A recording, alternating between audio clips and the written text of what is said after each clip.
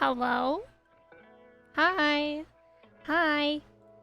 Hi! Look at this! Look at this fresh, different overlay. I mean, how's it going? Kevin, welcome in. Thanks for following. Also, Israri, while I was getting ready, Israri, I don't know if you're still here, but I saw that you followed as well. Thank you for following.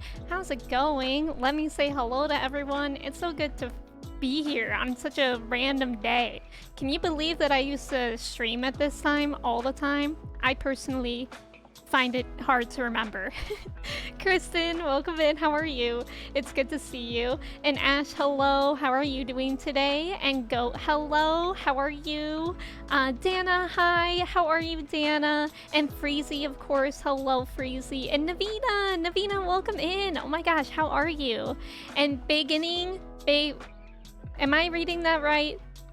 I can't tell, there's a lot of N's in there, but I feel like that's right. Welcome in, how are you? Yeah, we are gonna play some Fall Guys today. I'm very excited, actually. And Kevin, hello, how are you? I'm off today, so I'm good. How are you? I'm doing pretty good. Also, thanks for the shout outs. I appreciate you both. Also, Cerulean Witch, welcome in. How are you? It's good to have you here. Happy Thursday, everyone. I hope everyone's having a good week so far. And you are welcome in. I was thinking about you the other day, how I hadn't seen you on this channel in a while. Yeah, I was supposed to stream Fall Guys. I think it was like 2 or 3 weeks ago, but I wasn't feeling well that day. So I'm actually kind of happy, not that I was feeling well, but that it got postponed, because now we're going to have Freezy with us, aka 365 days in the Freezy, in parentheses Freezy. Wait, did I say 365 days in the... I said in the Freezy, but it says in the closet, because the joke is that Freezy's a mod for me, and she stays in the closet in my room. You can just say Bay or Chloe. Okay, thank you so much for letting me know. I appreciate you. But yeah, I'm doing pretty well today. I didn't really do much today. I've been hyper fixating on like updating all my emotes, so I drew like 5 this morning, and I already uploaded them, so I'm pretty proud of myself for that. This day would be complete if I had taro boba milk tea. I want boba so bad. I feel like I keep seeing photos of boba, and I haven't had it in like, I don't even know how long. Like, it's had to have been a year at least. Melski, welcome in. How are you? Dana, it's been like a time since I've talked with you, but it's good to see you here now. And I saw that you got a PS5, right? So I hope you've been enjoying that. But it's good to see you, Dana. I'm simply within myself. That's terrifying. I'm good, working on a Digimon Survive playthrough. Oh, that's really cool. I wasn't really into Digimon much myself, but my brother was. I don't know if that's a command I just wanted free Freezy. I think it was. I think it is in my channel. Yeah, it's a command in my channel. But Melski, how are you? It's good to see you. How's everyone's week going? I can't believe it's Thursday already, to be honest. I feel like this week is flying by. But yeah, I don't want to really postpone too much longer because we have a guest here. Let me see if Freezy's ready. Hello? Freezy's dog might be barking. Good day. Good day! Good day! Can everyone hear Freezy? Hello. Can you hear me from all the way in the closet? I think they actually can. I think you're actually a good level, which is good. But Freezy, how are you today? Would you like to introduce yourself to the fans? Sure. Sure, to the fans. Hi, everyone. My name is Freezy. My pronouns are she, her. I am a variety streamer on Twitch. I do a lot of Stardew and really a lot of random games as well. But I am happy to be here and excited to play some Fall Guys with Amy. I'm very excited. I'm excited. I feel like first we should start out with duos so that it forces us to work together, because I feel like we're actually going to get pretty competitive. But then if there's enough people to do custom lobbies, I think that would be really fun too. Yeah, big fan. We're all big fans of Freezy. Everyone's saying hi. We love Freezy here, especially because Hi, Freezy's everyone. been on a break. It feels like I have a celebrity. The exclusive. Yeah, the exclusive interview. But yeah, I'm very excited because today what we'll be talking about kind of casually while we get into Fall Guys is how to create and find inclusive spaces, which I think is pretty topical right now. But also I think it's always kind of on this back burner, even when it isn't like a sore spot, I guess. So yeah, I'm kind of excited to talk about that. Do you want to get into the game and we can just start with that as well? Yeah, we will do our best to, talk with composure while also raging at all these people that will be grabbing us in this game. Why do you already think you can't go into it with a negative attitude? It's Fall Guys. What do you mean? I guess that's right. Okay. I think I have you added on Epic, maybe. I don't know, actually. Let me see. I do. I have the Freezy added. Dana, thank you for that shout out for Freezy. I thought this was still my lo-fi music, and I was like, why is it so hype? Surely there's Fall Guys lo-fi music. That's the market that we need. Also, Benja Frog, thank you for following. How are you? It's good to have you here. Pusheen? Isn't Pusheen cute? I love his little legs. I know. Just like So circular. Like, honestly, when I spent that money, it gave me a lot of serotonin. Alright. I'm readying for duos. Also, Torgo, welcome in. Thank you for following. Benja Frog, thank you for the hydration reminder. I like that it's more gentle. It says hydration reminder. It doesn't force me to actually hydrate. Drago, thank you for the follow. How are you? We love the cats. We really do. We really do. So I wanted to first talk about, I think probably the easier discussion to start is how to find inclusive spaces, because when I first heard of Twitch, I literally thought it was only ever like people like Ninja or or like any first-person shooter games, and I never would have thought there would have been such good inclusive and like communities in general. I never thought. Gentle suggestion. No, that's very fair. And actually, when I started streaming, I did join, like random communities I would find, like people that did just groups of people that wanted to kind of, I guess, basically network with each other and like meet other people who are streaming, and like you can go hang out with them and stuff. And I feel like even then, there was all those people in those groups that I never really found a community within those people. It was just kind of like, we're all here, and it's not as easy as we would like to think that it would be when like navigating the site. Yeah. This is already hard to focus on 2 minutes at once. But yeah, that was my experience too. Like it was like first I started off in really big streamers pages. And then you don't really get that sense of community. I mean, maybe you do if you've been around for a long time. But I never felt that. And then it was the same that you talked about. I was joining communities that was like basically there to like network, and it didn't really feel like real connection. Like pretty shallow, right? Right. And so I guess it's really interesting to think about like how do I had the same experience at the same time. We were just cracked.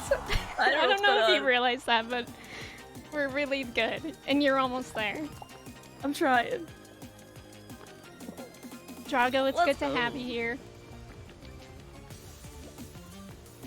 So and yeah, I think, for the bigger communities, like it's definitely not as much as their focus. Like those people are kind of, I think I have had the experience where, a lot of bigger communities are just that. They're very attached to who they have. And, when you see people that move to, or, when the discourse happens, when people are considering moving to YouTube or other streaming platforms, they are concerned with their community and like whether the people will come and whether, they're like kind of breaking up the family in a way. And so like but it is like harder to find those communities in their bigger space, like finding a light in the chaos kind of thing. Yeah. And I think like as far as finding inclusive communities, I mean, obviously, like, tags will go a long way, because I know whenever I'm looking for new streams, I'll look for, like, the LGBTQ plus tag, and tags like that.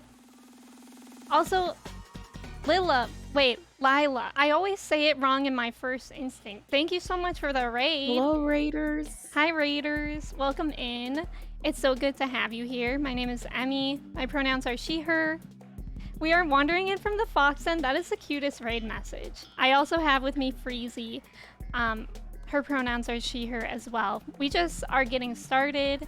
and we're playing some Fall Guys and talking about creating and finding inclusive communities, which I know that community is very inclusive, and whenever I go there, good vibes. So yeah, we're kind of, I feel like it's hard to put in words on how you find like-minded communities, because I know when I first found like your stream, like it's just kind of like instinct too.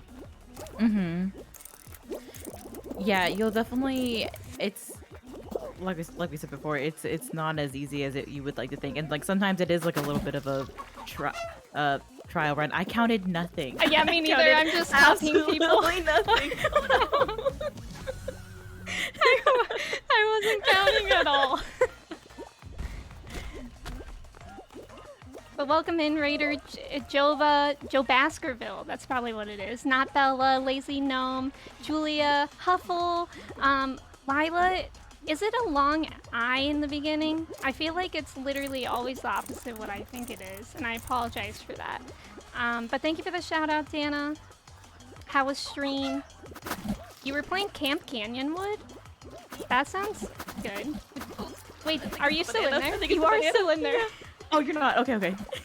It's all dependent on you, Freezy. No pressure. We're literally all watching.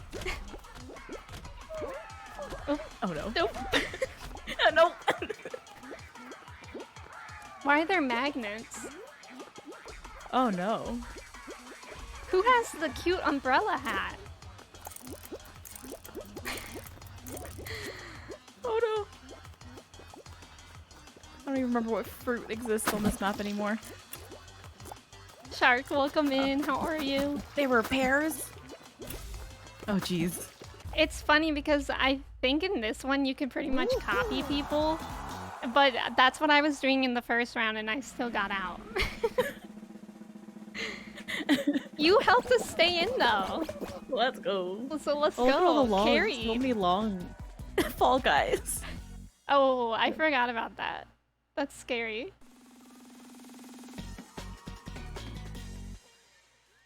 But I think, like, as far as finding goes, I think tags are pretty good. And then I feel like it's also like a domino effect. Like, because I know when I was first joining Twitch as a viewer, I found like Millie first, and then Alana, and then you. And then it's like people kind of gravitate towards each other, which I think is nice.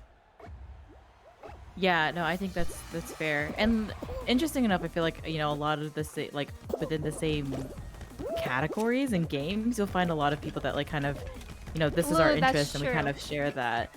And I think that tends to just happen almost like accidentally. Yeah. Or almost go hand in hand. You mean, are you all the way there?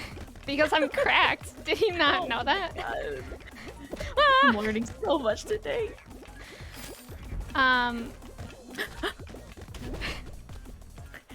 So were you saying that like games are played by similar communities? Yeah, I think that kind of, I don't know, at least in my experience, that's kind of what I've experienced, or like, you know, I've seen. Yeah, I can agree. And that makes it, I think it's kind of different for us because like we tend to play more quote cozy games. And it would be really interesting to hear from people who play like more like even like first person shooters. That's just the only other thing that comes to my mind. And like what their experience is to find similar people and inclusive spaces. I think definitely like a shared mindset really helps with that too. Kind of like Dana mentioned, looking for a wide range of identities, but like also looking for people that can relate to you with your identity. And like I like also with the tags, I think that's really helpful when, you know, you probably have a lot of common ground with those people, or like, you know, can share a lot of the same experiences with each other. And I think that kind of helps with people who can understand you and kind of you know, see things very similar to how you do. Yeah. So like you mentioned Dana's comment. I hate this map, by the way. I don't know what's going on. I think if we stay near the center, we're pretty good. But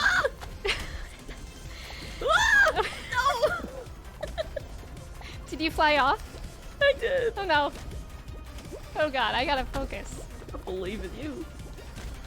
So Dana, when you say communities or groups of people, what do you define as a group of people? I don't know if that makes sense. Because what comes to heck. What comes to my mind is like stream teams, but I was wondering if there is more to that. Yeah, more competitive games. As primarily an FPS player, it's really hard for me to find other people who are trying to stay positive.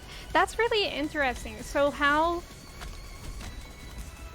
do you feel like there's not as many spaces, or that people are kind of more spread out that way? Because I'm picturing, like, if I go to a big streamer's chat, like, I'm sure there are really positive and inclusive and whatever people in that person's chat, but how do you, like, find them if it's in such a big community? You know what I mean?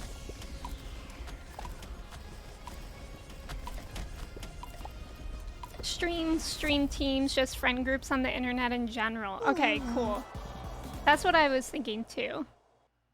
Because I really do think it's like a huge ripple effect. Like how I was saying when I first found Alana, I found Millie and Freezy right after. And then after that, it's sort of just like, it keeps going. So we got out, didn't we? Yeah, I think so. Okay, we'll try again. That was a warm-up round. We did pretty well though. Right? Are we out of this? I mean, I left. Are you still in it? I'm working on it. We're leaving. I feel in a big streamer's chat, you can't really find a community because it's a flying wall of text and emotes. That's true too. But like, I always watch Julian, and I think his stream is like incredibly inclusive. I guess his chat doesn't move as fast, but yeah, I wonder like how close like the bonds are in there.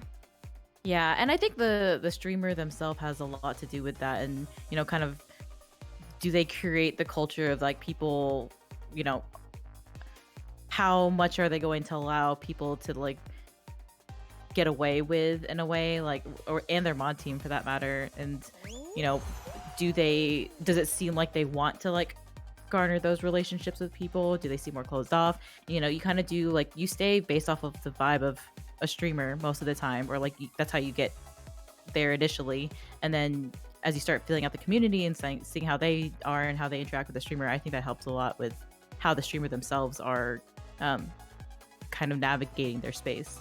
That's true. That's a good point, because it is like, at the end of the day, what happens in a community is kind of maintained or fostered by the streamer in this case. Yeah, for sure, like a two-way street, because you know, to your point earlier, we really find those like-minded individuals, and you know, I'm finding someone that is typically like LGBT or someone that I can relate to, and then you know, we're sharing that space, and so the people that are in the chat are also doing the same thing that the streamer's doing, but you know, the streamer's kind of basically putting the baseline for how they feel this community will set up and how their space is. Right. Arthur, welcome in. How are you? If I take... Oh god, let's see if I can read a message. If I take Call of Duty... I'm actually doing pretty well. That didn't go well.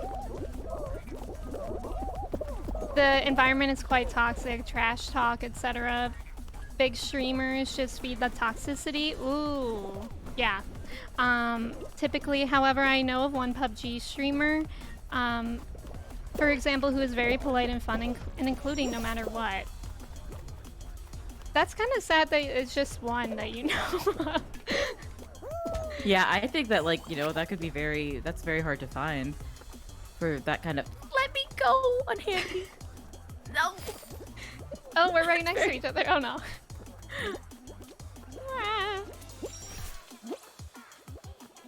Gonna be fine.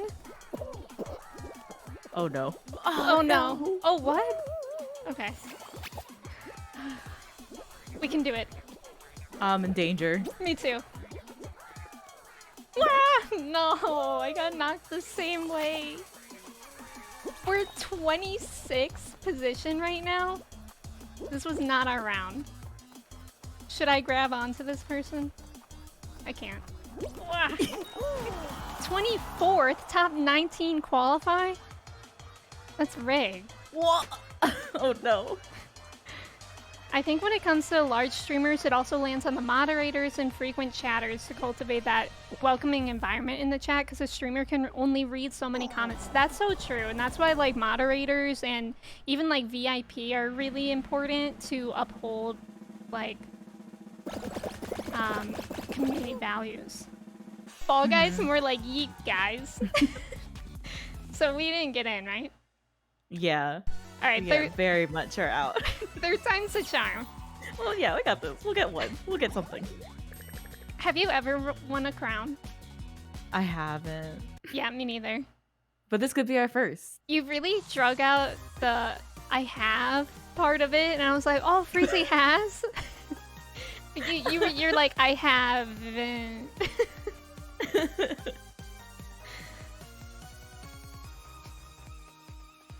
And then as far as like creating as a streamer, I think again, like tags are important, but I almost feel like they're more important for viewers to use to find people.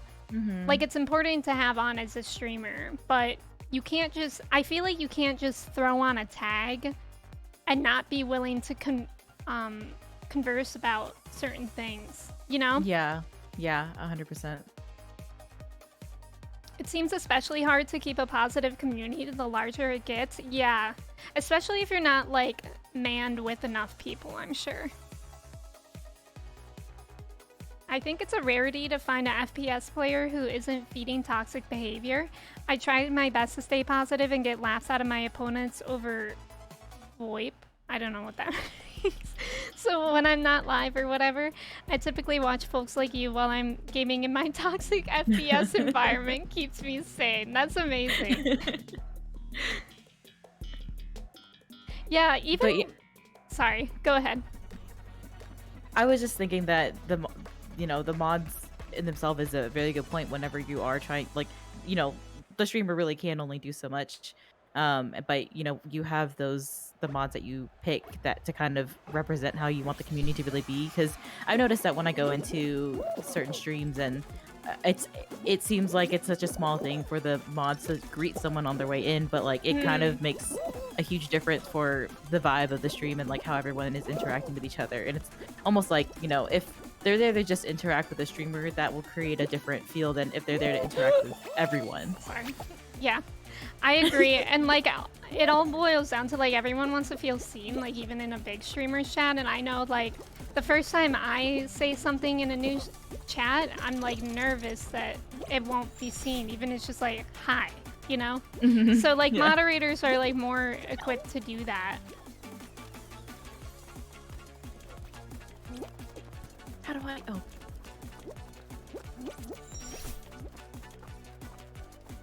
So much focus.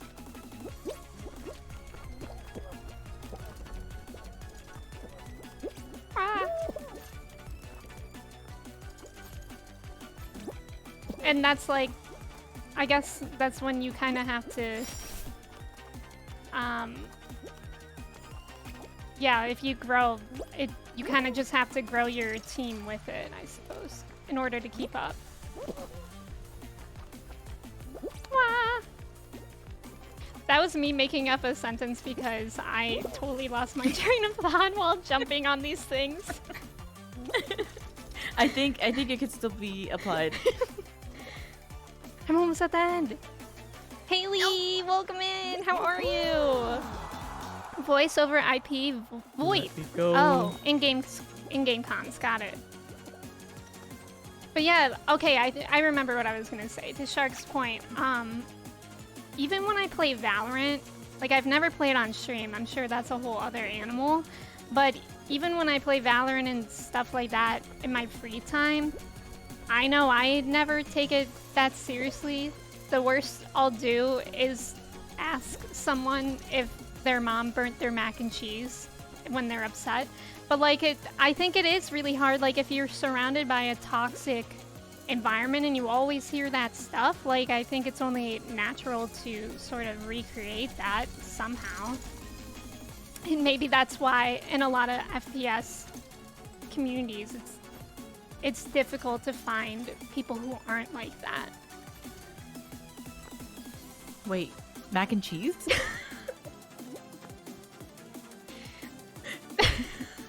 What? Like if like if a kid is being toxic, I'll ask him if his mom burnt his mac and cheese and that's why he's upset. I get you. Okay. I'm here.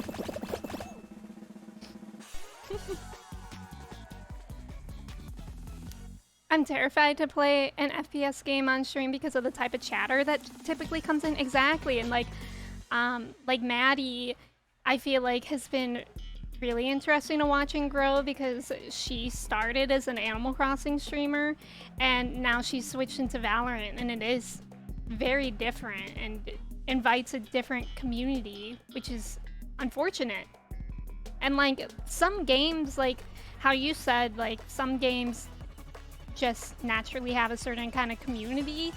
Some games also have a different kind of community. Like I've never played League of Legends, but all I hear about it is that it's toxic, you know?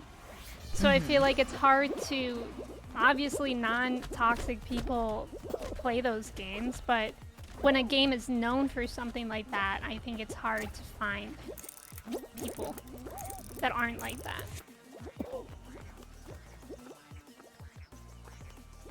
I didn't count. Did you count? I think it's one durian. Nice. Good vibes over everything. I lurk a lot for the vibes, which is sort of a microcosm of how I am when I go out as well. I'm not the center of the party, but I enjoy everyone else having a good time around me. I can relate to that as well. Good convo indeed. Thank you for contributing to it, Shark. I didn't count. I got you, I think. I literally did not look at them at all. Two Two pairs, of these I think. purple Oh, things. these purple things? Oh god. Okay, never mind. Hey, we're right next to each other. Hello. Hey.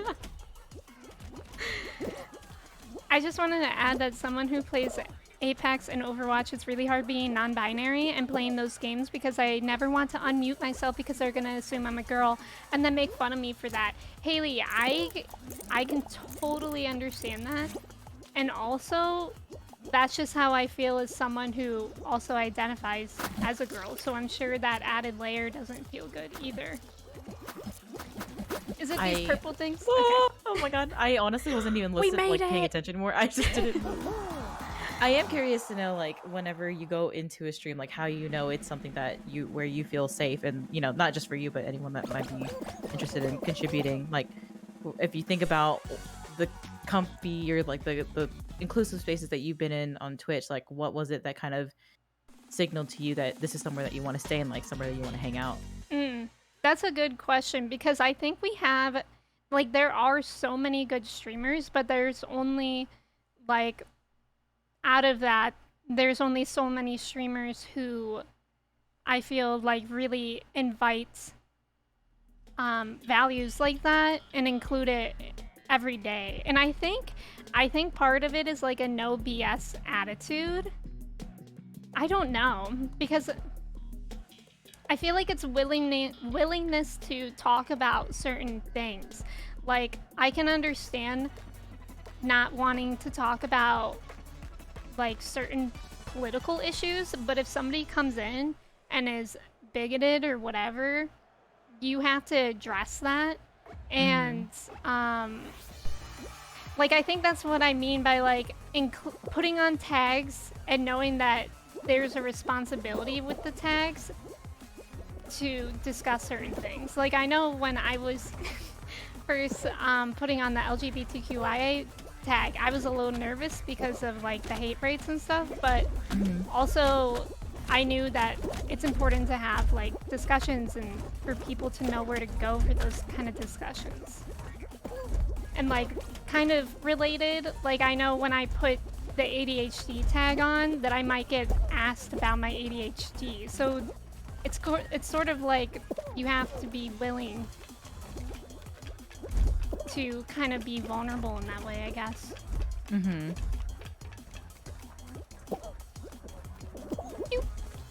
No, I hate this part.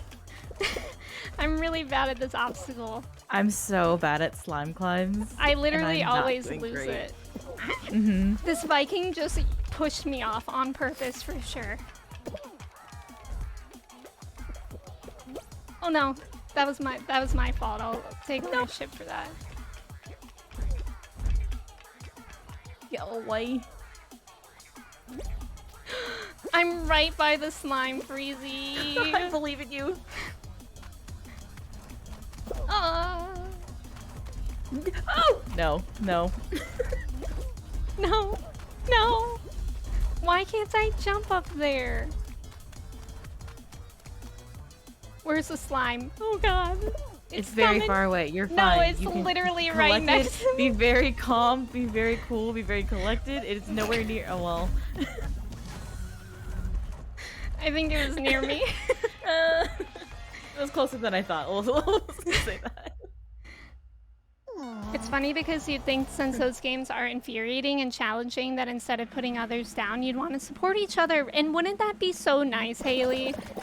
And like sometimes you do get lobbies that are supportive in Valorant, but it's like really like, oh my god, what a surprise! Instead of like, I will never use voice chatting game unless I'm playing with friends who would like support me if somebody made fun of me. Or at the very end of the game when I do well, and I will just unmute for GG. GG. That's it. Yeah, I actually saw a TikTok today that was, someone was bringing up how. Oh wait, I need to leave. Or did we make it? We didn't make it. We didn't. No, okay. not. Okay. Why did I click to stay? Sorry. Someone was responding to, a comment on a TikTok that was like, "Oh, if you don't like, being picked on or bullied in a FPS game, you probably shouldn't pick them up," or something like that. And the creator was like, well, if you think about like with sport teams, they don't have that. Like if you were being negative towards your own teammates, you get kicked off or like you get benched, you're not part of it anymore. So it's just like interesting that that's like the culture that people just accept and think it's okay within an FPS game, where if it's your teammate or no matter who it is, you're going to kind of call them out on anything and everything when like you really should be supporting each other instead. Yeah, exactly. That's a good comparison too to like the real life sports. Especially with Apex, since you're working in teams, yeah, it's so ridiculous when you get like teamed with people that are being toxic towards you. Like, who is that helping? Literally no one. Yeah, but when people are in random teams with each other, they become mad when their teammate screws up and lose because of that. Yeah, and it's like, you berating me isn't gonna make me do any better. In fact, it makes me want to do worse because you're an awful person. I think I'm able to feel comfortable in a community based on things y'all have mentioned, such as tags, mods saying hi, exemplifying welcoming behavior, the way and things the streamer talks about. Like, with most of the fraggies, y'all are so open to talking about feelings and well-being, but not in a trauma-dumping way, but in a welcoming, you're not alone sort of way. Yeah, I appreciate you saying that, Haley. I guess it's like, it's sort of like weaved in. It's like not really a pinpoint thing, but like weaving stuff in. Mm-hmm. And also just checking in on one another, right? I think the tag that is best for me for discovery for me personally that I use is anxiety. And while I was nervous to be vulnerable about my anxiety, I'm so glad people look to me to relate. I love that. Yeah, exactly. And like, I was nervous to add ADHD as well, because I'm not like a psychologist. Like, I can't speak to everyone's ADHD, but I can speak to mine. And I think like representation is really important too. Also, Finn, welcome in. Thank you for following here. I appreciate you. How are you? Yeah, definitely. As a streamer, when you see, how people find your stream and what actually connects you to the people that are watching and that you talk to every day, it's actually really interesting that like which tabs and which groupings would actually be the most popular. And like, that those people are actively seeking out communities within one thing or another, where you really wouldn't have thought that would even be I don't know, I guess a big avenue that people would be looking for you, because you kind of feel like those categories or things about you are so small, but they mean that much to someone else, and I think that's like a really big thing. That's true, and I maybe it's like the fact that like I know when I first got diagnosed with ADHD, like my friend group, none of them had ADHD, and like I felt like I was like the only one struggling in school and stuff like that. So I know like if I meet someone else with ADHD, it's like, oh my god, like we're not, you get it, like like it's just like an automatic sense of I don't want to be too yoga, but like the light within me recognizes the light within you. You know what I mean? Yeah, that was very yoga of you. You're right.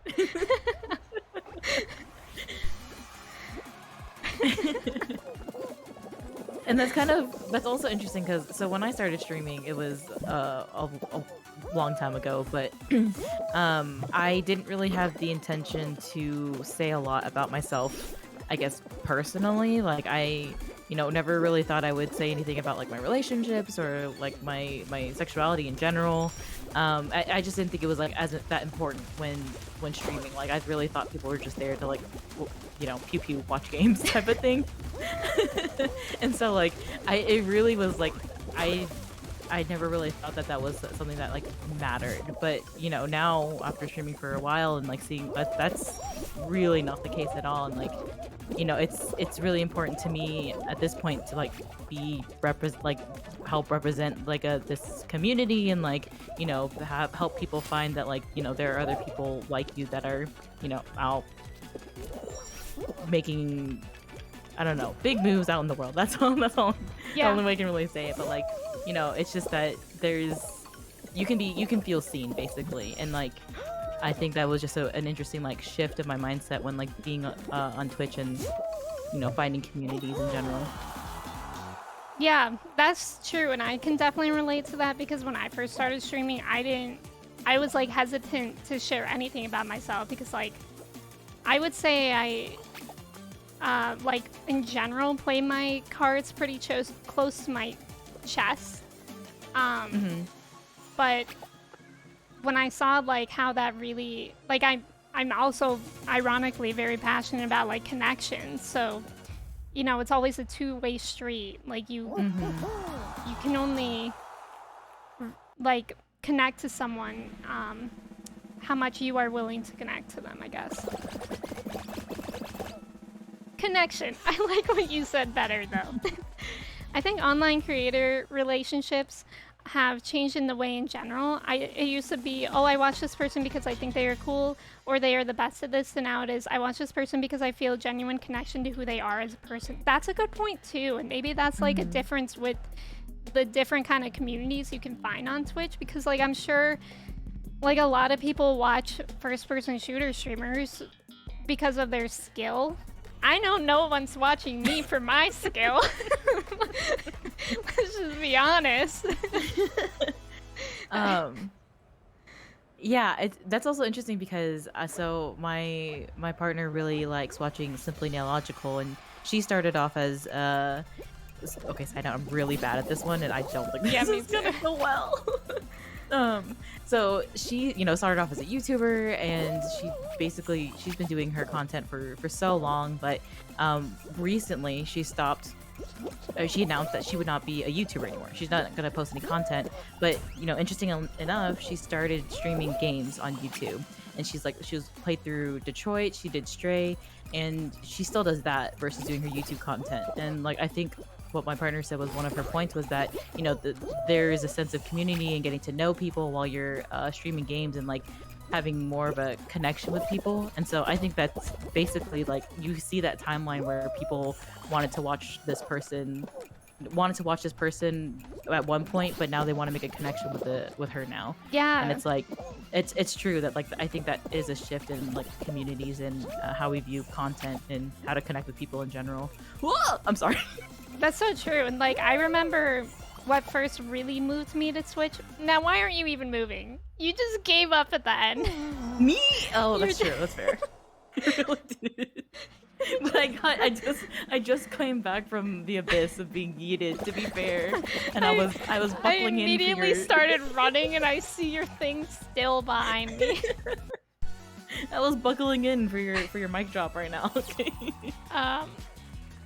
But yeah, I think like the thing that first brought me really to Twitch was Noel Miller, and like I really liked him as a YouTuber. And then when I found out he was streaming, I was like, oh my god, I can talk to him, you know? And like I think like most of the time I tend to go to Twitch instead of YouTube just because for that connection, for sure. Benja Frog said, I watch Emmy because she's the best at Stray. Thank you. Thank you. You nailed this for me anyway. I used to make a living with YouTube content when I was younger, and I had to be the best at COD to do that. So now it's so different. That's so interesting. She gets so excited when the new Holotaco is released. I need to try that nail polish. I think it is very nice. The black one. You have it? Truly. Yeah, the black is truly like a one coat black, and it's so wild how good it is. I think the pandemic had a lot to do with it too. People saw how fast personal connection could be taken away. So we formed new ways to fulfill that need. Dana, that is so well said. Yeah, Dana, that was so wise. That was like brilliantly said, I think.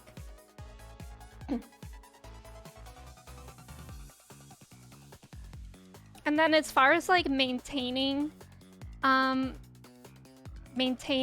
stuff, I really think it's done with firm rules and expectations of a community. Like there should be no fine lines or fuzzy lines. Like if I know like a few times like there have been some jokes that just cross lines in my eyes, and I think what's really important to remember with stuff like that, especially as a streamer, is that if you feel uncomfortable about something, it's likely that you're not the only one. And I think that's like something that a lot of streamers get concerned about. It's like, oh my god, this person said that in my stream, but like maybe everyone else thought it was funny. Like that doesn't matter. Like if you thought it was uncomfortable, then it probably made someone else uncomfortable too. And if you don't do something about that, then that is building your expectations that you have of people in stream.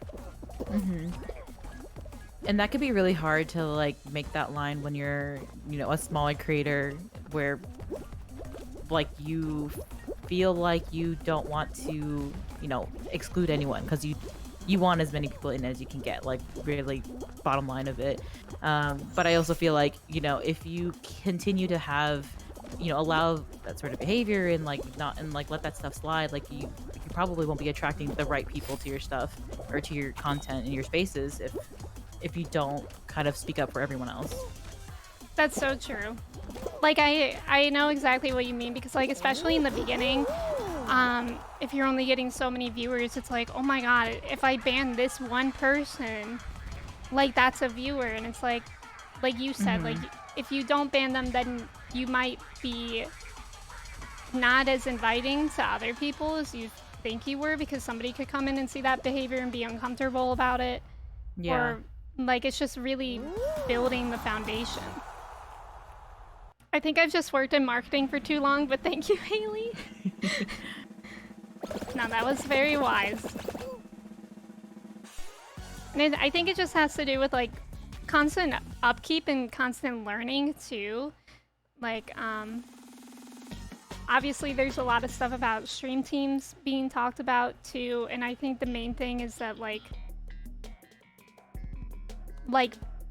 people need to constantly be educating about themselves about anything that they care about. Like I always like learning about everything, and like if you really value something, you'll keep learning how you can do things better. And I think that's sort of been neglected. Yeah. Like basically getting kind of complacent. I know that one thing that, it's usually a pretty big question that comes up is specifically people will ask, how do you be a good ally and how do you continue your allyship with really any community? And like I think that one of the things that I will usually default to is that it's really important to know that you do have to keep educating yourself, and that like it's never going to be a straight line on how to be a good advocate for someone. Like you're always going to have to figure out what their hardships are. That's always going to be changing, and especially within the LGBT community, like the languages that we use, that we adopt and everything, you have to be aware of that and how that's being used as well. And so, yeah, that's a good point that like learning is always very important to being a good advocate, being a good ally. Because things are like always changing too. Like I like that you are talking specifically about the LGBTQ community, because like I always think about like how queer used to be like such a poisoned word, I guess. And now, like, I love the word queer, and like, it's just a 10 out of 10 word. Yeah, cultural Would queer changes again. like that. Would queer again. Yeah. And it's like if you don't know that, like, especially getting older and stuff, it's just like technology. Like it'll get away from you, and you'll be left behind a little bit. I can attest to what Freezy said there. I've left communities because of certain active users, and the streamer didn't say anything, even though I like the streamer. I'm sorry to hear that, Goat. Listening to those who are affected, admitting your mistakes, and continually trying to do better. Yeah. And that's hard. That's like hard for anyone to do. I mean, it's hard for humans too. Definitely not something that comes naturally. Yeah, so. And like, I think it's really fair that it's hard, but it requires like humility and like, again, like vulnerability of being able to admit that you were wrong. I think like a lot of people, like I made that tweet about like marginalized people saying, hey, this is an issue, and then like marginalized people saying like, actually, no, we decided it's not. And like I see that, it's really upsetting, and I like see that all the time. And like it's also could be the inverse way, where it's like I see a lot of times people are like, hey, this is bad, and it's like appropriating, or it's like something like this, and then a lot of times the communities will be like, actually no, we're like cool with that. and then they'll still be like, no, no, it's bad. It's just like not listening is being not done.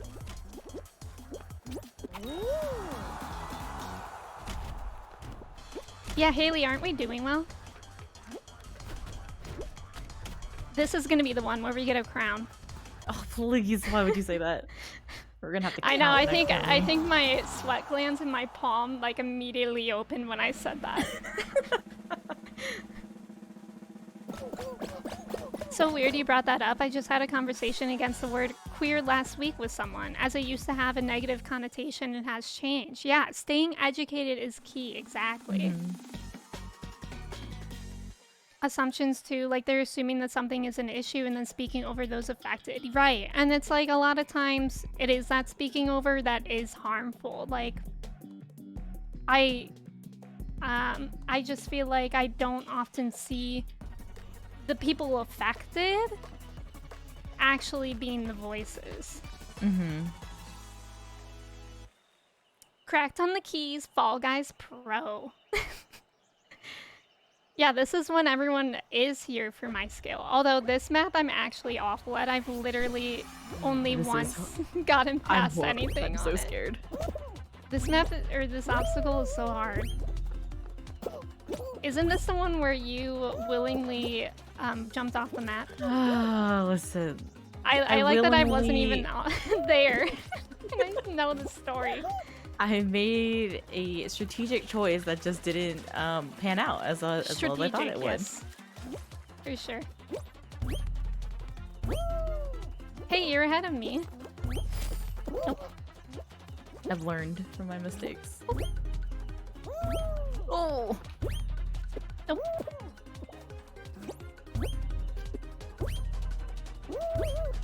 No! Oh, okay, I thought I was gonna miss that one. Oh my goodness. Oh, hey! Hey. I'm telling you.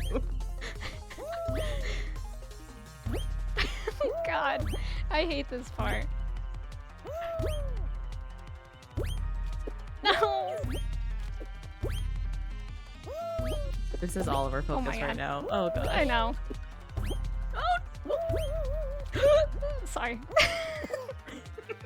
Keep- Oh, no. I'm embarrassed. I know, me too. Somebody has to cut this God. part out of the VOD. Bless. Oh, God. Okay. Okay, Maybe I think... just one of us gets it. I What think it. What if I just return to just chatting and nobody knows?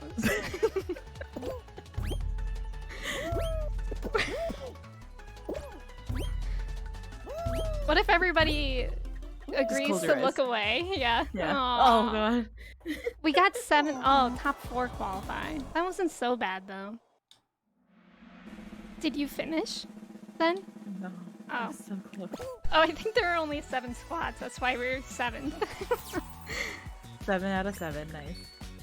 I feel like part of why some people don't want to listen is because they don't want to feel like they're being lectured. Yeah, and that's why like I think it for sure requires humility, and I think like a Mhm. lot of people don't like it to admit that they don't know something or even that they're wrong.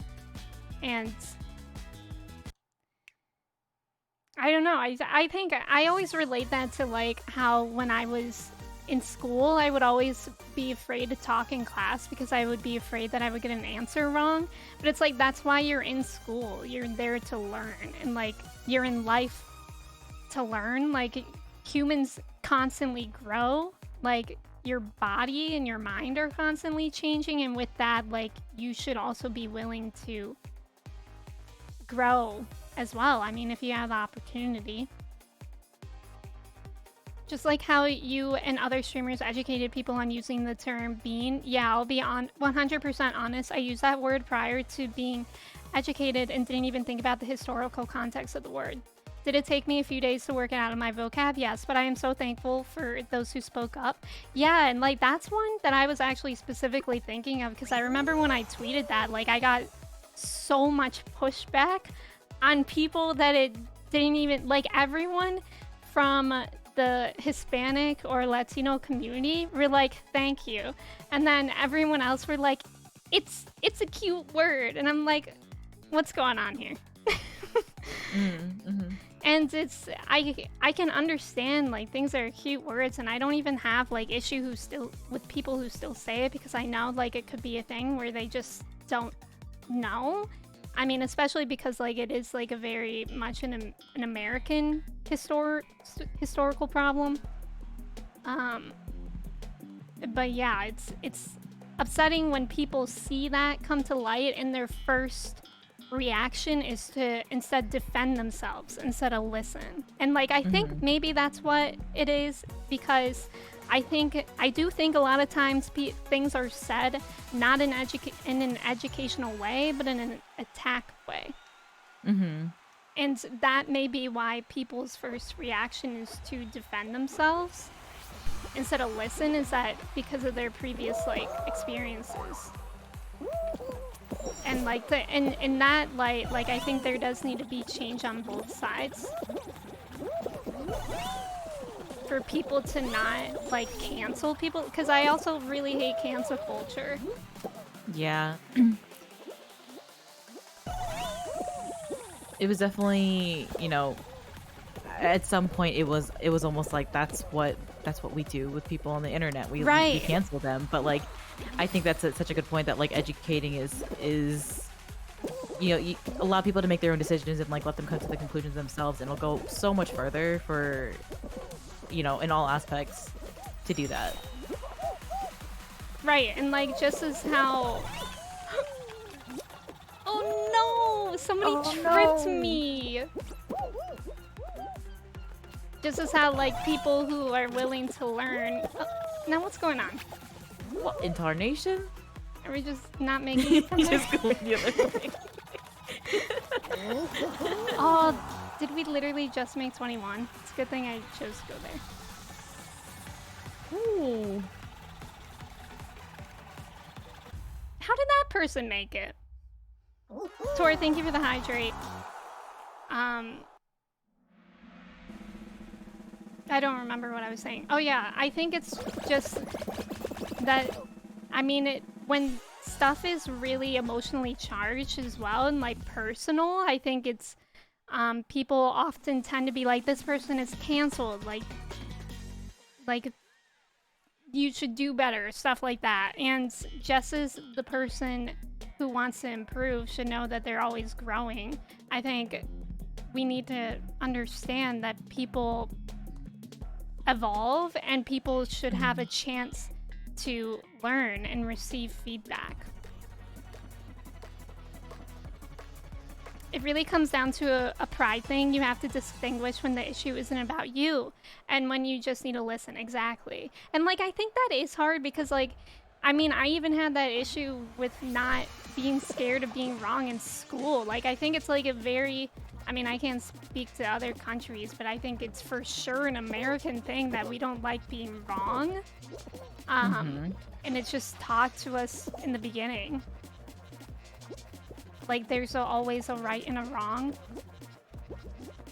And to fight for, like, your belief and whatever. Oh gosh. No! Someone was holding I me. made a lot of mistakes there. Did you fall? I did fall. It's okay, I'll save us. I'll place us. I think for sure. Someone's holding me! We're being stream sniped. Is it Tor? I bet it's Tor. That was a save, though.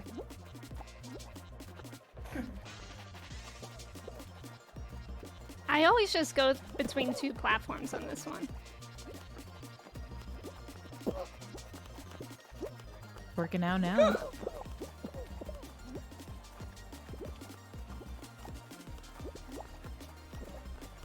Oh no. Okay. I feel like this map should be over. Sorry. It's very close.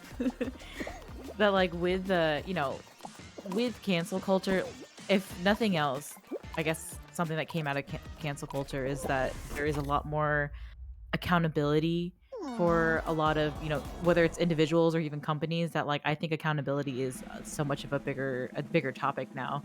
And like kind of I guess that kind of also goes along the lines of before we were just kind of following something because of like we'll say marketing or because they were marketed better, but now we follow certain companies, follow certain brands, people, whatever it may be, because like we do believe in their values. And I think that's so interesting with our like the shift of, in my opinion, I think it is like a generational shift for like it wouldn't have mattered to our parents of like what a company stood for. They gave them a product and they took it. We're now for us, like we kind of like maybe choose to go a different route, choose to get something else if there's another option, because like we don't agree with what a company is standing for. You know what I mean? Yeah, definitely. And that's sort of like how, like what you just said, and also Melsky, how he said if it's easy to not use a word, there should be no issue of trying to be as inclusive as possible. And that's sort of like how it is with companies too. Like with I know you and I have had the Chick-fil-A and like the Harry Potter discussion. It's like when there's literally so many other options, just do that. Like it's almost like it's easier. It's like, yeah, like I know especially Harry Potter I have been thinking about, because like I built my PC with the intention of playing the Harry Potter game, and then like as soon as I learned about everything about J.K. Rowling, I was like, first I was like hesitant to believe because I got defensive as well because, you know, human. And then when I started to educate myself more and like how contributing and purchasing and playing the game would actively be supporting and like funding someone who is against trans lives, I'm like, well, like the answer is obviously I could just not do that. Like it's just a video game. Yeah. And like here I am playing Fall Guys and it's fine. We could play Stardew for 100 other hours. Exactly. It's another replacement. But that's true because, you know, I feel like for a long time I was in the same wheelhouse of I am taking myself away from the author and like the world is something like bigger than what she is. And you know, I think that's like a pretty big argument with like the Harry Potter you know, discourse and whether or not people will play the game and continue to support her. But I that is a good point that like there is a responsibility and like you can still appreciate what the world is and like keep it for what it was then for you, but there's no reason to expand it knowing what she does and like how where it actually came from. You know, like it came from her mind and like what underlining stories is she trying to tell with her stories. Right. And it's like when the money literally goes to her and like like she's like Kirsty was telling me earlier today, she's very heavily involved in the politics of Britain and is like actively working against trans rights. So it's like you would literally be funding that. It's like it's just a video game, you know? Yeah. And again, against somebody's life, a life rights. Yeah. And so many other options, you know, like I feel like if it's something that you might have been interested in at the like for the game specifically at the time, like maybe just find another game that's you were also excited about around that time and like just find another option, find another avenue that interests you rather than supporting this. Like, you know, find something that's not going to be harmful to someone, to a whole community instead of like supporting the game. Right. And like that's sort of like how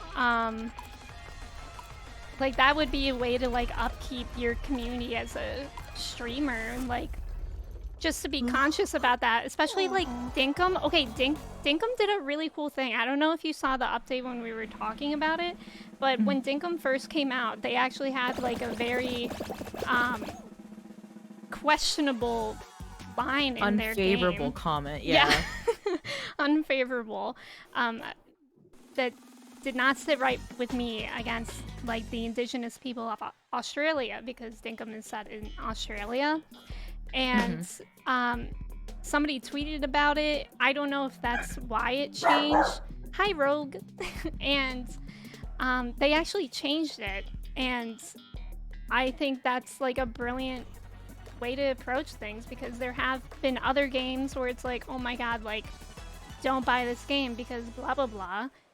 And I feel like I don't see a lot of people acknowledge that. But with Dinkum, the developer actually... or the creator, I don't know what the right word is, they actually changed the dialogue. I'm not even in this game. Why am I still here? I was like controlling someone. I was like, why am I green? But no one holds up their hand, but everyone is confused. Let me scroll up as well because I feel like I'm missing things. It's also hard to be the person doing the educating. Hopefully one day it can be seen as a mutually vulnerable moment for the person educating and the person being educated rather than being seen as getting lectured. Exactly. Because like, I think too, and that's where it gets hard, is like whose responsibility is it to educate? Because I know like a lot of us, like marginalized folks, are tired of educating and I sometimes don't feel like it's my responsibility, but you also like want to support people learning and stuff like that. So I don't know. People can make mistakes, even the same ones multiple times, but if you never choose to fix them or choose to act on them, you're never able to improve, right? And I think it's important that like even no matter how close you are to someone, you should be able to talk to them and like call them out. If you see someone not saying the right thing, you like, that's what being an ally is speaking out. I agree, Kevin. I also think when somebody has been told multiple times and continues to choose inaction or not to try to improve on the hurtful words or behaviors, when I really have a hard time is being forgiving. Yeah, and I can understand that. There should be room for discussion, though. Not everything is black and white. There are often arguments to be made for both ways. Hard to explain. Yeah, I mean, I get you. I think there should be discussions instead of arguments, and I think that is a problem, is that a lot of people approach these topics with emotions and like immediate reactions. There's also a thing about separating the art from the creator. I'm sure that by far more people will end up buying that game, so have no ill intent.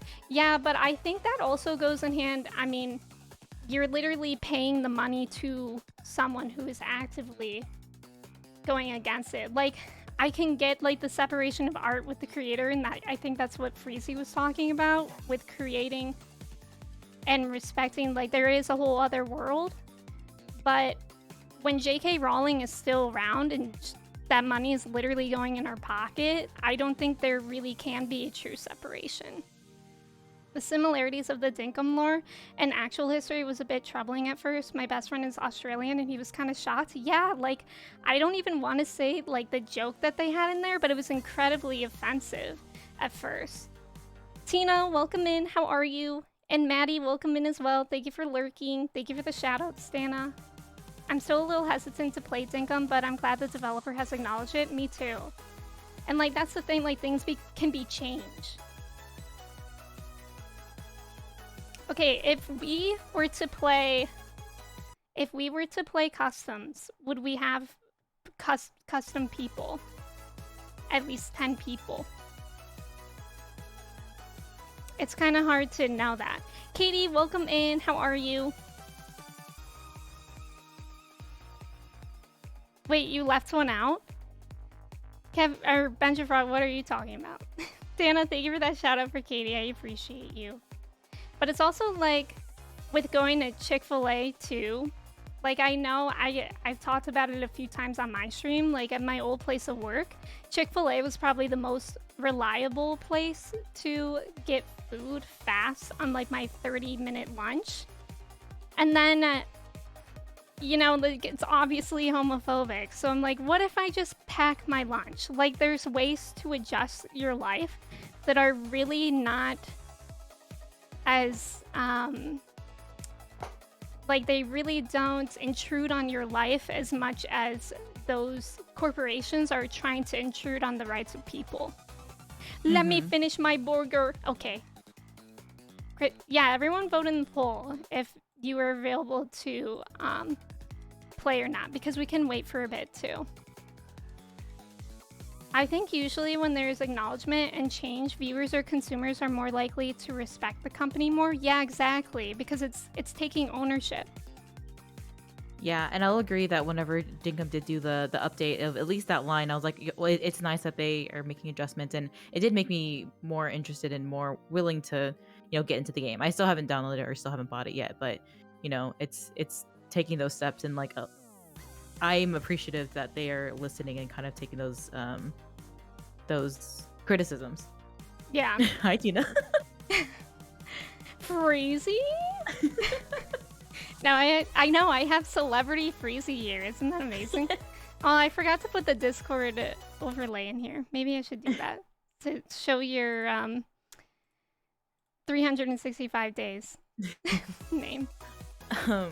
But to your point to Chick-fil-A, I do think about that often because, you know, this is kind of more of like maybe a little a venting moment, but I am one of those people that like I am truly like, if you choose to, you can choose to eat wherever you want and you can go spend your money how you want it, but you know, I am kind of more of a proponent of educating, making sure that people can get all the information to make the decisions that they want to make, really. Like, you know, I don't want to attack anyone for doing what they do, but I do think about this when I'm driving and I see a long line for Chick-fil-A and it's like lunchtime and it's going to the street and people are just waiting so long.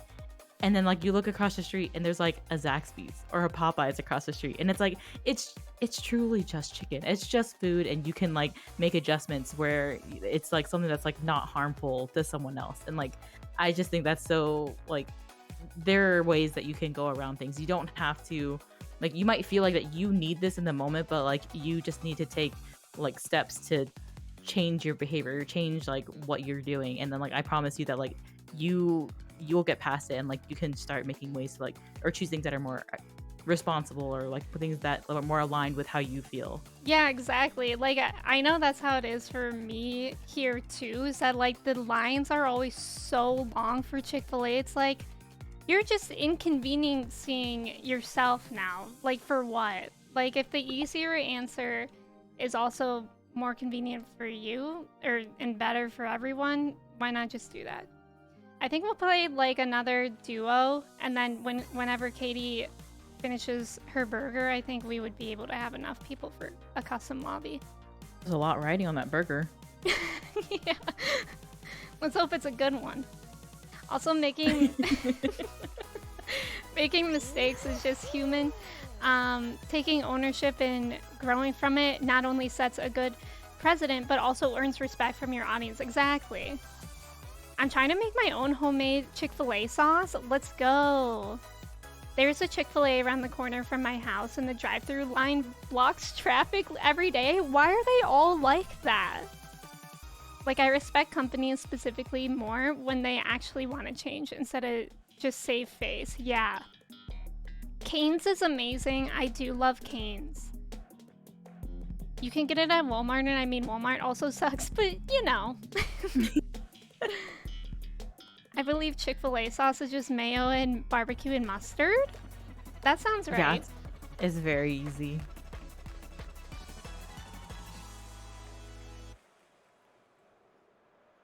I feel like Fall Guys for 3 hours is going to either generate new brain cells with ill intention or just ruin my current brain cells.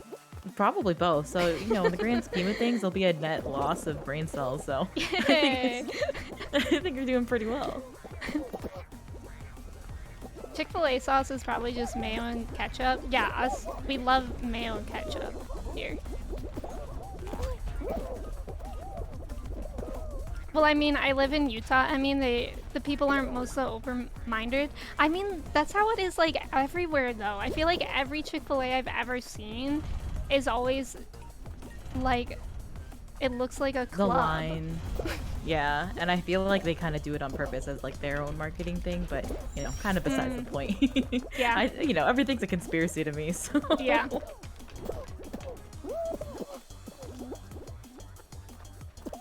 No. So when I was thinking of like conversations or discussions branches for today, like obviously we talked a little bit about stream teams, and then what I think is really interesting is that a lot of people have voiced that stuff like marginalized creators feeling tokenized when they do get recruited for stream teams, or if they're even on the stream team, they feel that it might be like for those kind of reasons. And so I was like, that is actually really interesting, and I didn't even really know how to I didn't even know how to think about that. I know I sent you the article that I found, but I don't even know if you looked at it. But I did. What do you initially like think about that before you looked at it? Because I honestly couldn't think of like ideas on how to do that. Well, I think what you see from like it happens within businesses and practices is that they like realign their leadership, or they, you know, put people in those positions. And the article that you sent me was had a good point about you know, can those voices actually be heard? Like, are they people in positions where they are helping to make decisions, or are they there as like a number, as like a statistic for you? And I think that's a really good point. And like you can't really, you can't expect to have a space or a company, whatever you need is to represent those people if those people's voices are not amongst like the leaders and like has a seat at the table. So I think that Yeah, was like, that's kind of a big takeaway and a kind of a big thing for me, when especially when like seeing some of the teams where they're kind of at a loss of what do we do, how do we fix this issue. right. And I really liked that too because I think like the article that I showed you, one of the first points was like not seeing it as a checklist, but more of a value or something like that. And I really love that because I think like that's a big trap you can fall in. Like why are you adding certain people? Why are you inviting certain people? Is it because you have this mental checklist? Because you shouldn't, as I think the article said, you shouldn't be like thinking when hiring someone at a job or inviting someone to a stream team, oh, how many people of this race do I have? Yeah. Um, but more so like, are these people that uphold our values and have a Hmm. voice for those communities? Right. And I think that it's from what I've seen, there's been a couple of tweets of people that have been reached out to, you know, after the fact, when there's kind of a little bit of like a backlash, and you know, people are trying to correct the initial mistakes. But you know, that's just like, those people don't want to be an afterthought. Those people don't want to be the token that you into these communities, you know? Like Right. that doesn't feel good either. That almost feels like you don't actually value what they have to bring as a content creator, what they have to bring for your spaces. So I think that's, I don't know, something else that's been brought up quite a bit. And I feel like the important thing is that for that, as a streamer or as a stream team leader, you should be like consciously aware of your demographic. And if you're noticing something, I think that that's the time for learning. You know, like if you have team applications and you're not getting diverse applications, I feel like that should be a time to pause and reflect on why. Because I think I've seen like tweets of like, oh, we just didn't get applications from different demographics, or like, you know, when you see someone's auto host list and it's not very diverse, like Hmm. I that's not like an excuse. Like that means that you have to do work to find those like-minded individuals and give them an opportunity for a voice.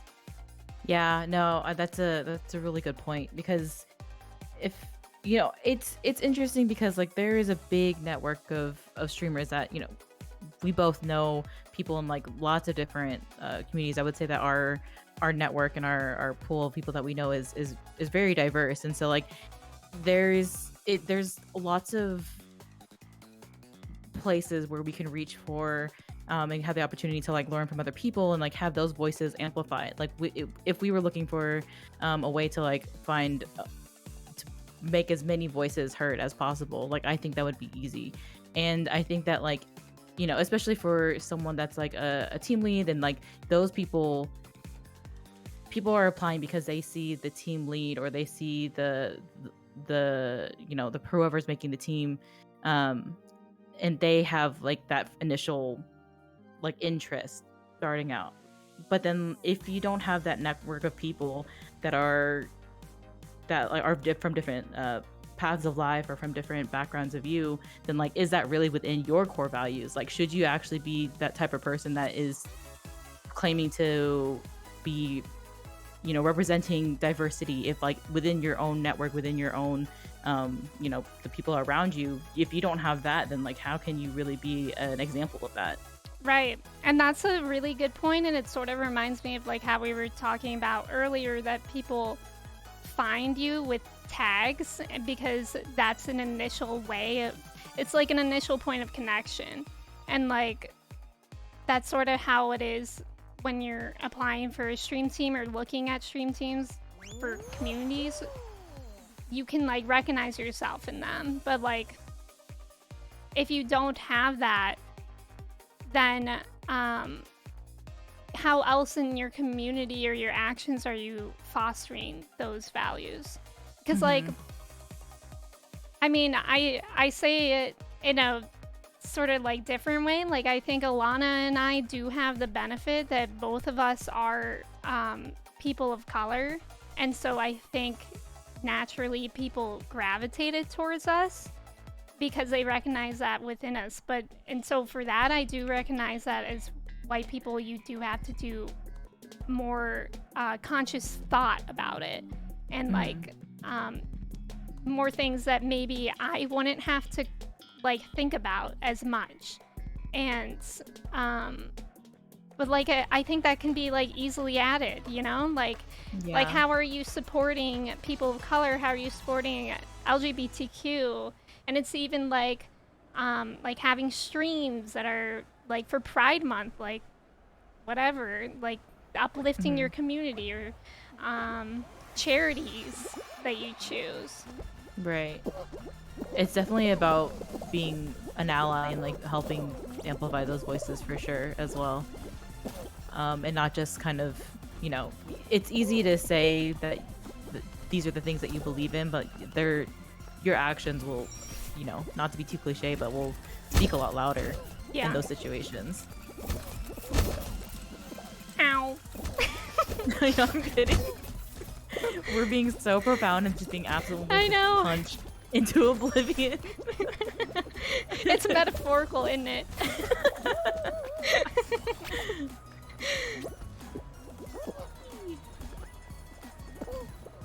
I also can imagine that if all your team leaders are just white, then it can feel really alienating for BIPOC to apply for that team, knowing that your identity wasn't directly acknowledged in the creation of the team. Ooh, that's really well said, Katie.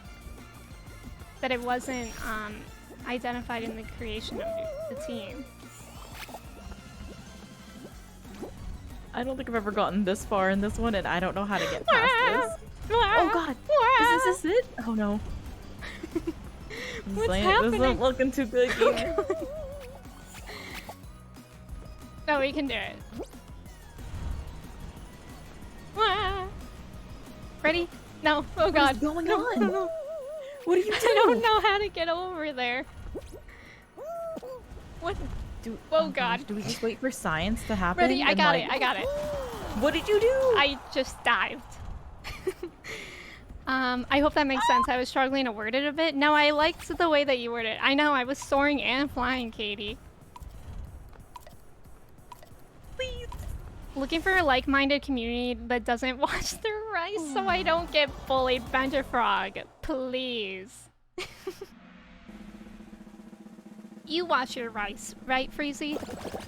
I do wash my rice. Okay. You heard it here first. Celebrity interview with Freezy. She washes her rice.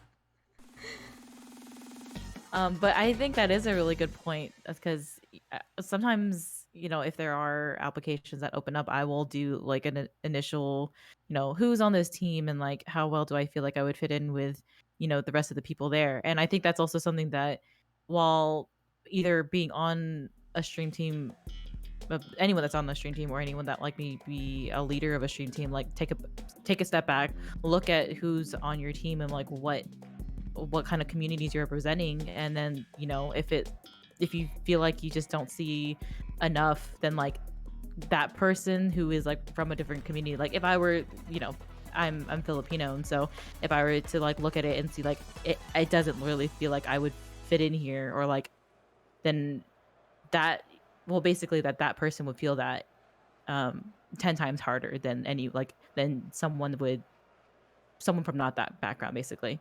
Sorry, I like lost all words in that moment. That's all right. It also reminded me that like I think if I were in that, wait, are we out? Where am I? I'm moving forward, but I'm not even in the game. Me too. Me too. I really try to steal this guy's identity with orange sunglasses for a second. I thought I was him. Why did I think I was him? But it reminded me want of to like be him so bad.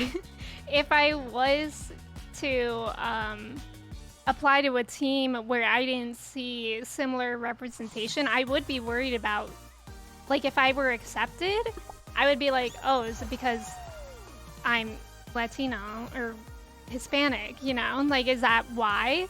Is that why they're adding me? Just to check me off? Or even if I don't get it and I'm like, oh, it's because they don't want like, it's kind of like a catch-22 or whatever, because it's like I would have insecure thoughts about it either way. Freezy washing her rice, but does Freezy wash her hair twice? Yeah, you do. You were like one of the ones that were like, yeah, I pooed twice. Yeah, I poo twice.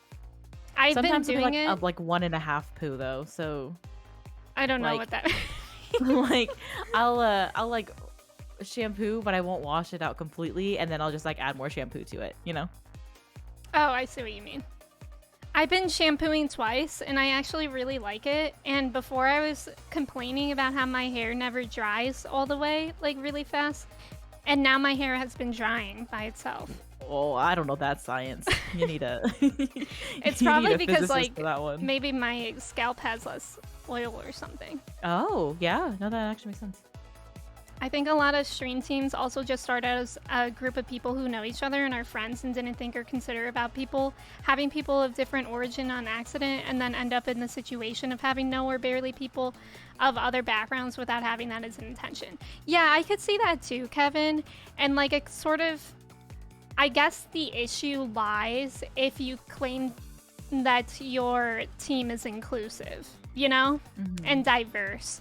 And because I can understand like having a team then it's just your friends and you don't, because there are stream teams and you don't, where you don't really want to like, you just want it to be your buddies chilling, like, and that's it. Yeah. And like I can understand that for sure, but I think the issue is when you claim certain things. It's like again adding the tags. Like you can't put on certain tags with little thought behind it, I guess. I think what is frustrating is when groups and stream teams promise diversity, but then actually, yeah, exactly, Tina. The raids have been a really good way to be introduced to other like-minded communities that I would never have been aware of. Yeah, that's true too, Benjafrog. It's like that ripple effect. Like one person will help you find other people that, like, I think raids are amazing. Like, I really love going with a raid and being like, oh, this is the person that I already really like and I align with feels the same way about, you know? So it's... Yeah, like a voucher, a stamp of approval. Right. Truly. It's like say you build a very strong relationship with one streamer and then you go with a raid. It's almost like you automatically feel trust with that next person. Melski says, I just followed y'all because of the positive vibes. And sometimes that's all it takes. Yeah. Sometimes it's a good start. It's one thing to not address it, and then it's another thing to address it and completely go against it. Do you mean like having that as a goal and then not do that?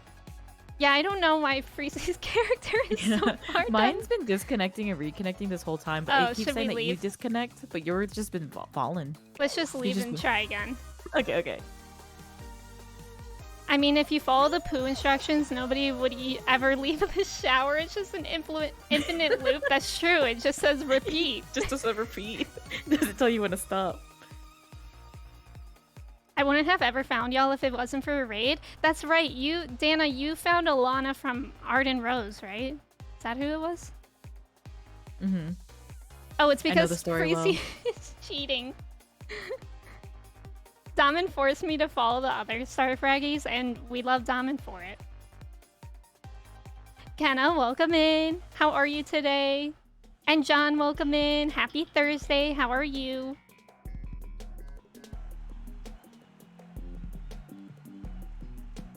I really like the part of what you were talking about earlier with the inviting people with a place at the table. I think that's how you said it.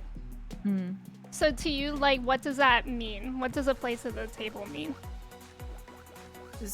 So I think that kind of is one of the issues when trying to just add people to a team just to kind of like make a point that, oh, we do have this. It's kind of like when people give you that backlash and you go back and you're like, okay, well, you know, we have this, this, and this. But like, I think the leadership and like the people who have voices, and knowing that they have a say in, you know, the activities and like how the team is presenting themselves, I think that's basically just as important as, you know, having even just a just representation on the team itself.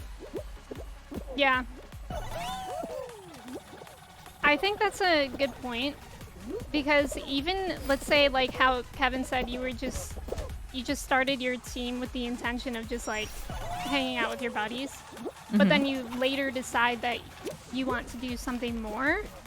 I think that that's exactly where that would come into place. Like if you're wanting to improve the diversity of a team, oh god, then you should give people on your team a voice and an opportunity. Washing clothes. Sorry. It's okay. You know, there is a lot of this backlash for like lots of different teams, and I think even like some of the teams, people within the teams kind of speak out and they believe they make the statements, but I think that that would be kind of, to me, the first step, that if there is criticism, then like I think the leadership is the place to start, not necessarily just adding people to the team in order to, you know, quote unquote fill a quota or like, you know, appease the masses, but making sure that like you take a step back and start from your core, start from this core, the top, and making sure that you have someone there that can help speak for those people and kind of be like someone that can pave the way for that. Yeah. And even like when people do leave for whatever reason, I think it's important to have discussions. Again, I think like a lot of people are quick to emotions and emotionally reacting fast. And like I think it's important to have discussions so that if the people are willing to learn and listen, then it's overall beneficial for everyone.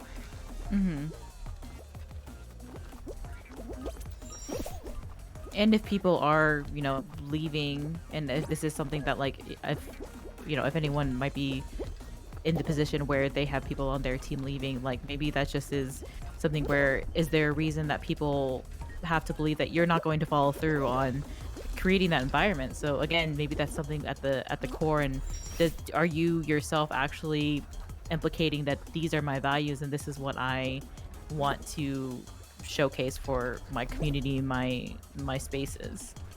Yeah.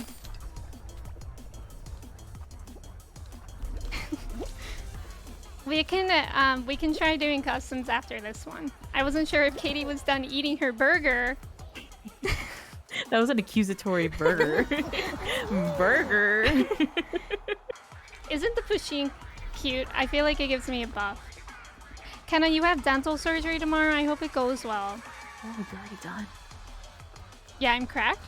I'm zooming. I'm going. I'm trying. This one is about the laws of physics, so just remember that. Oh, Katie's done with her burger. She's downloading Sims CC. Has redeemed Chai Cam. I know, in this overlay you can actually see Chai, which is cute. 12 seconds. Wait. You got this. I'm running. Top 14 qualify. I'm scared. Yes, let's go. Oh, what does that mean? Oh my god. Oh my god, close.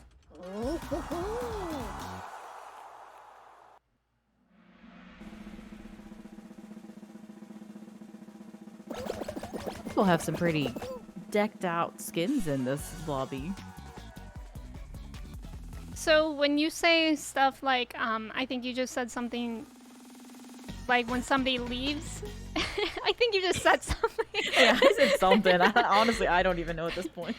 I think you said something along the lines of like somebody leaving because they don't have faith that they can improve and stuff like that. How do you think that people can... What the heck is this one? Well, I've never done this one before. Me neither. First, to get completely jinxed. What does that mean? Oh, I'm... Oh. So. I think it means if you get stinky. Okay. So avoid getting stinky. You gotta stay away from the stinkas. Oh, so it's either yellow or blue. So not just you and me. I'm just hiding behind people. Or behind a thing. Oh, I'm just hiding in a corner. I like that. I love running from my problems. Oh my god. I'm being tracked. Me and this one guy are just hiding together. He won't stop following me. He looks like Lady Gaga. Help! I'm literally just standing here. Get away from me. Oh god. Oh wait, they're yellow, so they probably won't get me. There's literally like 3 of us right now that are just I'm in danger. Get away from me. Oh god, I've been stunked.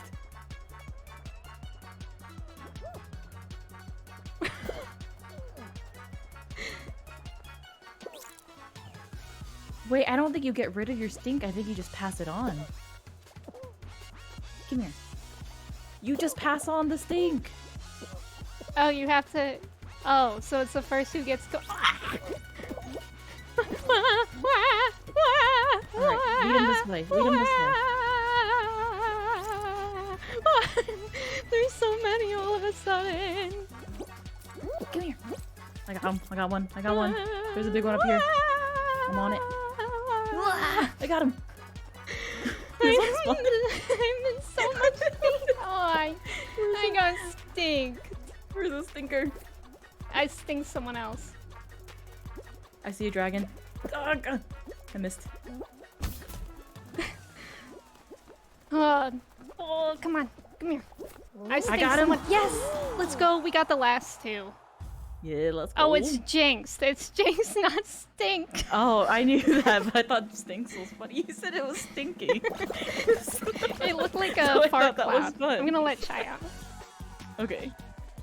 Wow, I love that we were all on a team together and now we're just being pit against each other like this. This is kind of cool, Fall Guys. The cheese touch. This is kind of unrelated / related, but like more recently, I've actually been slowly switching my makeup over to brands founded by the Asian community. That's really cool, Tina. We were kind of talking about, I don't know if you were here for that, but we were kind of talking about like supporting companies and corporations like Chick-fil-A and Harry Potter, so I feel like that's kind of related. What do we do with this one? It's kind of similar to the one with all the layers, and you just don't try not to fall through. No, let me go! Bully.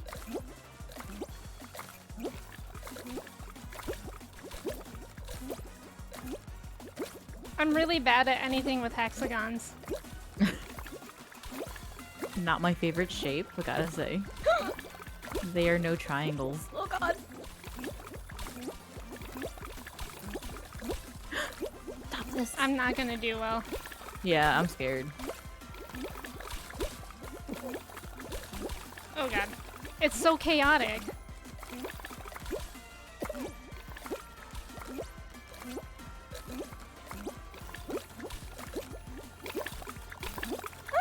I lost. I'm running. I'm Bork, trying. welcome in. Another streamer I follow has the same. Still here, still queer. It was actually a gift from Twitch for being part of the Pride campaign. And I want to use things that were specifically created for my skin and face. Yeah, that's really interesting. I feel like being in streams has helped me to become more comfortable with who I am. I'm Navina, me about to say, Navina, I am going to cry, and then just say, I'm in danger.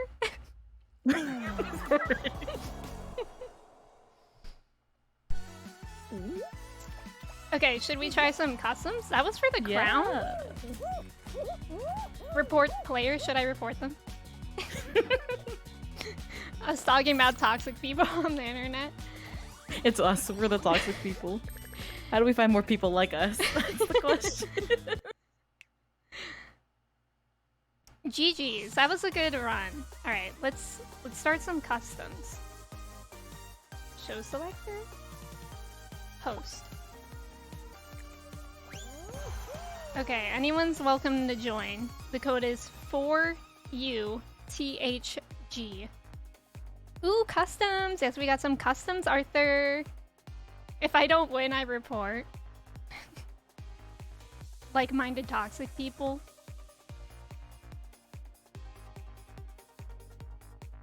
Isn't Pusheen so cute, John? Oh, I thought I exited for a second. I love the skin so much. I like the way the low arms look.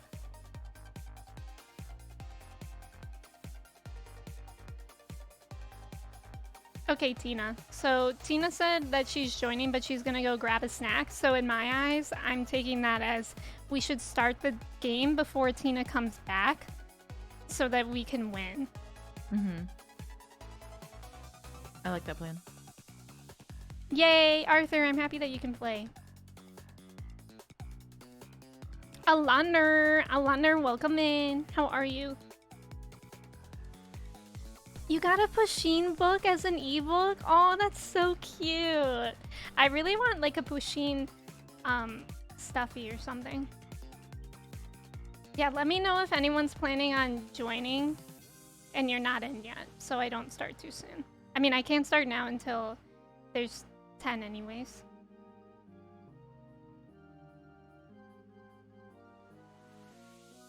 I don't even remember what we were talking about before. I'm like trying to remember. I know, I'm trying so hard to think of what it was.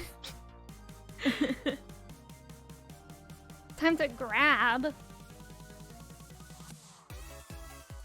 Oh, I think I asked you the question of how, like, when you say that people leave because they don't have faith that somebody can improve or is willing to improve, what would that look like for you when they are someone that was that your last deserves question, and that faith. was so long ago. I know. You were so focused on that stink. But I think like transparency is like really important whenever these really in any situation like that happens, and like, you know, if you can acknowledge that you see that there is a gap and that there's something that you can and like are willing to do about it, I think that's already really important. Like, your silence would be like deafening in this situation, and I think that would get people to start losing faith that you even it's even a claim that you want to make, and that's something that you want to a core that you want to protect.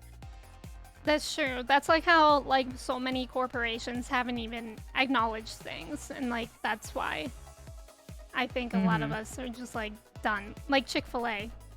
Did you see what they did for Pride Month? No. Why are they doing anything for Pride Month? I think they yeah, that's the funny thing.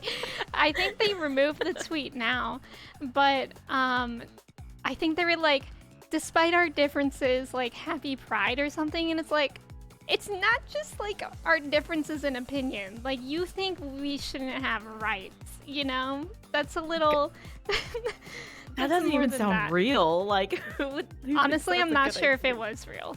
I could be wrong. You know, we're like lying on the internet. Yeah. Also, John, thank you for being here. Have a good rest of your day. Alana is cracked at Fall Guys. Alana is cracked, actually. Okay, is anyone else planning on joining? Melsky? Absolute legend? On the way. It's not like you prefer apple and I prefer oranges, exactly. Yeah, I think that like that would like also along the lines of Chick-fil-A, like it's like performative basically, and I think that also we kind of, not really related to streaming, but like whenever businesses got a lot of backlash for these for, you know, they changed their logo for Pride Month and stuff like that, that people started to deep dive, like, okay, so you're saying you support us during the month, but how are you actually supporting the community? How are you actually supporting LGBT people? And that's when you see this is your board of directors, this is your execs, like this is your people in charge. There's no diversity there. There's no one to really speak for our community, and like there's nothing to really prove that you support these people, like this month or any month for that matter. Right. That's like all those TikToks, which I think is what you're saying, that you saw, where it's like July 1st and everyone's taking down the pride flag on their shops. Yeah. Bork, should we wait for you for this round? I know we hit 10, but if Bork is opening the game, I don't know if we should wait or for the next one. Everything's going good though. I feel like we've had really good conversations and it's already been almost 2 hours, which I can't believe. Okay, wait for Bork? Okay. What if Bork is gonna win though? Should we really wait for Bork? Ooh, if Bork wins, who are we blaming? We're blaming Tor. Caroline, welcome in. How are you? Also, I think somebody followed. Thank you for following.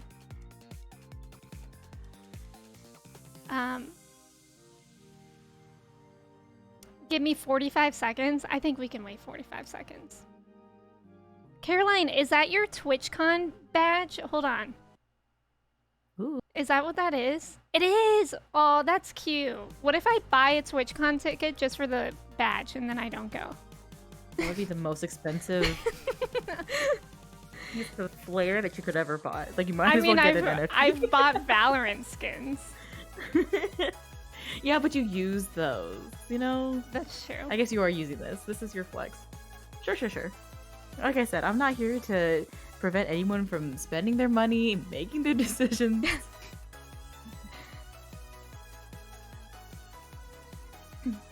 I remember, like, that kind of reminded me of, like, with the Harry Potter game. I think it's one thing, like, if you stream it, but I recognize it means stuff for people. But I think streaming it especially is, like, that's something that you would actively be able to do or not do to show a large amount of, like, people, whether they're comfortable or not there. Yeah, no, that's a very good point. Like, I think that it's easy for, you know, either of us really to forget that, like, there is some level of influence that comes with content creation and streaming, something like that. So, like, if we were to play that, who knows who we could have convinced to get the game and, like, actually play it. And not even, like, people, like, maybe even someone who's, like, barely hit affiliate, maybe they're streaming to 5 people, but if that one person can influence 5 people to get the game, that, you know, there's a lot more behind that than we would really think right off the bat. Right.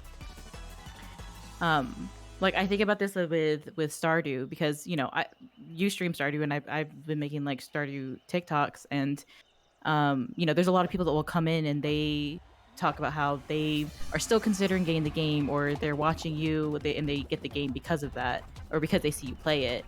And so, like you said, streaming the game and, like, giving it an extra avenue to be seen is, like, something that I think there's a higher responsibility for people who make content that... Yeah. Should avoid that. I'm sorry, I fell. Yeah, I'm getting absolutely wrecked in this round. This is so bad. This will be us just continue discussing while everyone else is getting crowns. Yeah. We'll literally get out the first round every time.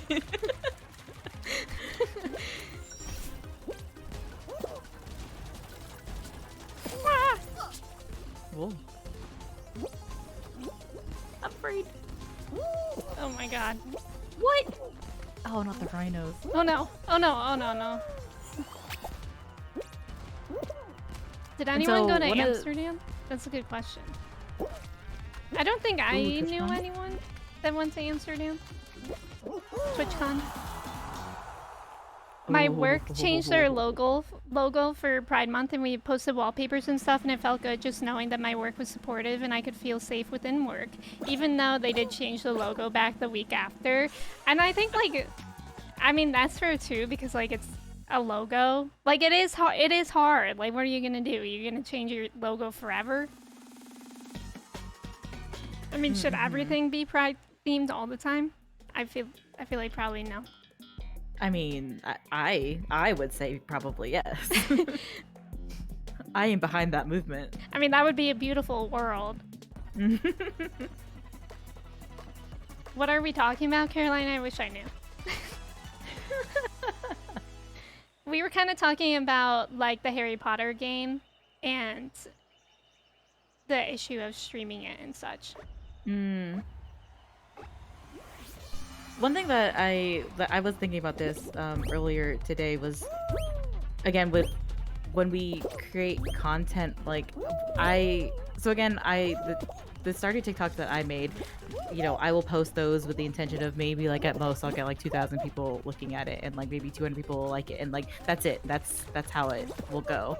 But there are some that kind of go way further than that, and like to this day, I maybe posted it like a month or so ago, and I'll still see people come in, or still have people come comment on it and ask, should I get this game, should I play it? And again, like, there's an influence in, like, a responsibility that when we're streaming these, like, it's something that we're kind of standing behind when playing these games. So yeah, definitely. Because, like, imagine if you were streaming the Harry Potter game and someone's like, should I get this? And you were like, no. yeah. Perhaps I'll start saying that, though. Should I play Poot? I'm getting stuck on where I got stuck before. The vertical ones? These are so hard, though. I'll blame you. Wait, is anyone else left, or are we just all watching me right now? There is one space left, not to stress you out or anything. I know, but is anyone else playing? There is. There are a few. Again, not to stress you out. Okay. I think I'm almost... Oh.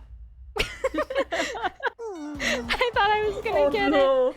If it was 2 seconds sooner, you could have spared yourself. GG's. I'm just playing the whole game. Don't get it, though. Exactly. Y'all, can I just say that I'm observing Goat right now, and they're cracked? Is Goat cracked? It was me, Bork, please. Monkey, welcome in. How are you? If we didn't wait for Bork, he would still be in it. Monkey, we're doing pretty well. How are you doing today? Are you still in it? I am not. Oh. I did in the first one. I never That's why get I was to talking this for a one. long time that last round, because I was like, I can fill the gap while you're trying to get ahead. We could watch Tina, who's gonna grab onto someone. Yep. Yep, there you go. In true TNW fashion. She's gonna hate this.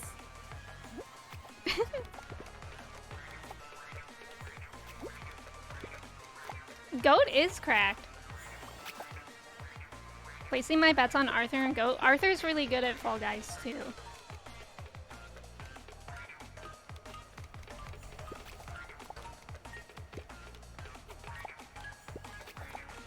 Where do you feel like people should go to educate themselves on things? Because I think it was when Rogue was barking, when I was talking about how sometimes it's like frustrating that it feels like the community's affected. I feel like they don't want to be the ones educating all the time. No, that's a really good point. Like, and it is kind of hard to say because there are so many avenues for like educating yourself and so many resources nowadays. It's just, there are a lot of options out there. Honestly, like, is it weird to say that I would say TikTok is kind of a good avenue for that kind of stuff? Like, I think that as much as we think like TikTok can just be full of memes and stuff, like the pool for content in TikTok is so wide that like there's so many different creators out there that I think that's a pretty good place to learn. Like I've learned a lot about neurodivergent divergency and like different disorders from being on TikTok, and like these things will just like hit my For You page, but if you take the time to like listen and kind of make note of what's being said, then I think it could be a really good resource.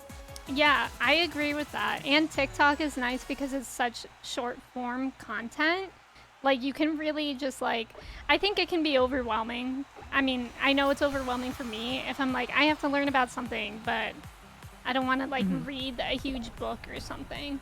But like TikTok is nice and like I've learned a lot about like neurodivergency and like I'm on like indigenous people TikTok, so I see a lot of like current issues with that. And like I think it's nice because it's like allegory, like it's literally people's voices. Yeah, yeah. And I think that's definitely a good place to go for information. Yeah, it's like it's weird because I feel like content in itself, and not even just what we see online, but you know, TV shows and movies are getting way better about, you know, their representation for lots of different communities, and I feel like it could have a lot to like it goes so far whenever we can see representation in these things. Yeah. Have you seen Miss Marvel yet? No, I haven't. I'm Uh, I mean that's Marvel, isn't it? I'm Actually, surprisingly enough, it's Disney. No, that is Disney too. Cartoon Network. Wait, really? Wait, what? Miss Marvel's Cartoon Network. It's like in the Steven Universe. Oh, is it? What? Not at all. Freezy's so mean to me. I'm ending stream.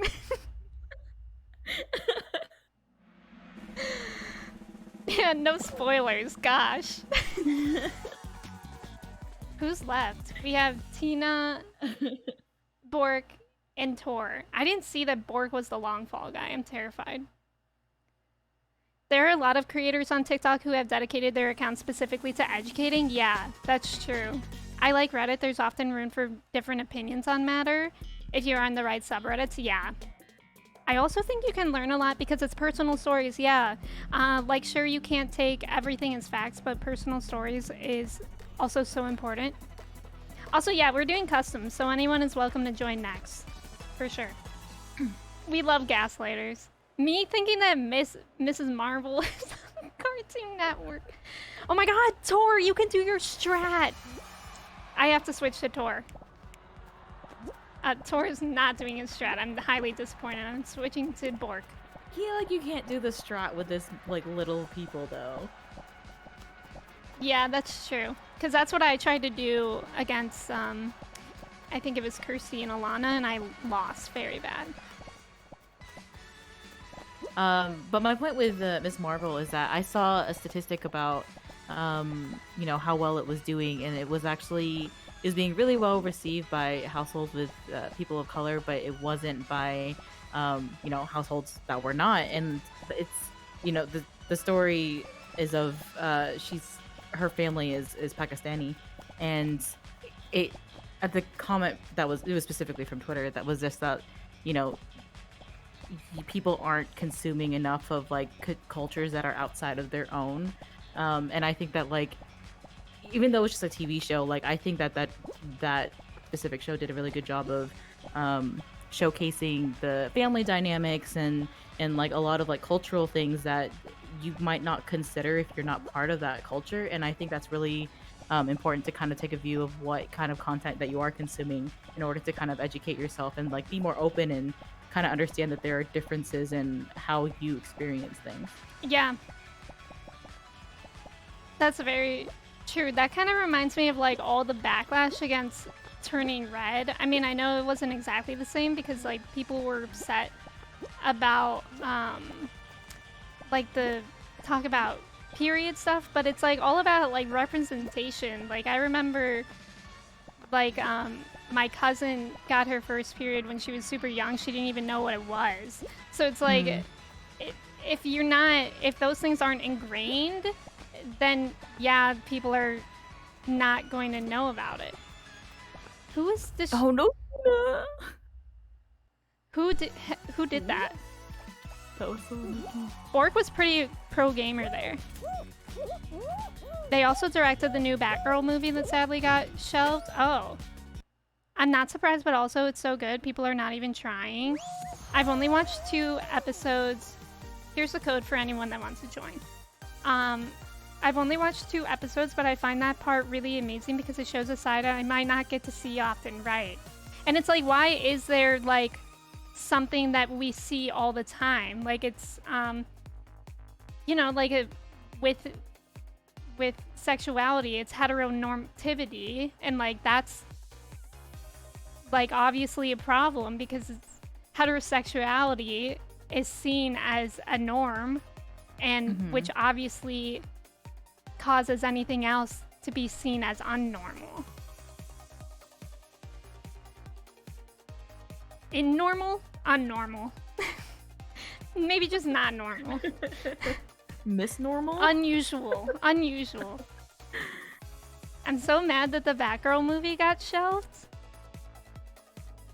Wait for me. Okay, let me know if you're trying to join and you're not. So I know when to start. Abnormal! That's what it is. Did you not like Miss Normal? You've heard of Miss Marvel. What about Miss Normal? I'm in? Okay, perfect. I think we can start. Thanks y'all for playing today. I love Fall Guys Customs, but it makes it more heated when you actually know the people. So we really do want to be just like toxic out here. Normality. Batgirl was finished filming and founded, but test viewers didn't like it, so Warner Brothers shelved it. DC is taking a $100 million loss by shelving the Batgirl movie. When was it supposed to come out? New show Miss Normal on Cartoon Network just That actually sounds like it would be a show. Okay, I like this obstacle.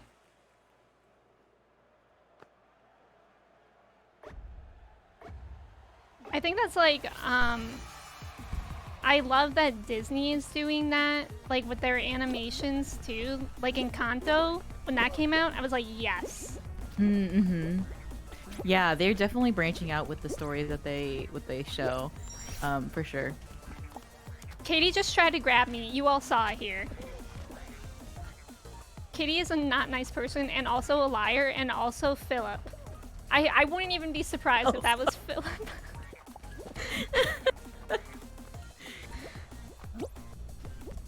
We can't even see Katie's hands right now. It could for sure be Philip.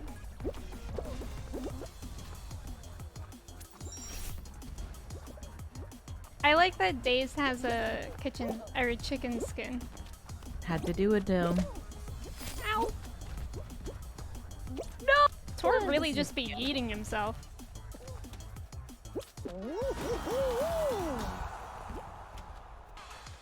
The way Batgirl was shelved, but the Flash is still on. I also feel like if Disney can learn, other companies should be able to consider their history. Yeah, and like with so many things. Kristen, welcome in. Thank you for following here. With so many things, you have to first acknowledge the history of something in order to move on from it at all. Like I had to read this book for my social justice class last semester called Just Mercy, and it's written by, I don't remember his name, Brian Stevenson, and he is a black lawyer, and he founded the Equal Justice Initiative, and basically it's all for like the problem of mass incarceration and how it's definitely like a race issue. And he's finding that like a big issue is that people refuse to acknowledge that it's even historically a problem. And like in order to change an issue or grow it all, you have to first recognize and like define the issue.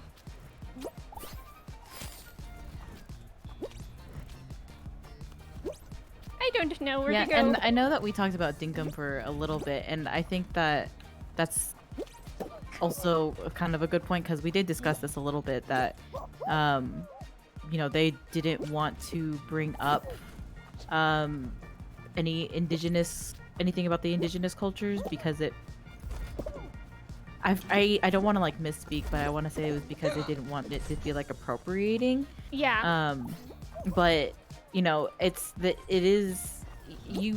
yet they still made the comment about that got deleted previously, and it's like you're not acknowledging that part of the history, but you're using it as a point to make a joke, basically. Right. So if you all don't know about the game Dinkum, it's like this, I think it's like a island simulator kind of thing. Kind of like Stardew. Yeah, slash Minecraft slash a bunch of things. And it basically, it takes place in Australia, which obviously, great. Australia has like a huge Aboriginal population, and they didn't include that at all in the game. And the creator said that it was because he didn't want to appropriate it, because he's not part of that community. And like, while I understand that, I think they could have gone a step further and like hire someone, like how you were saying, like give them a place at the table, hire someone from that community to have a voice in the game.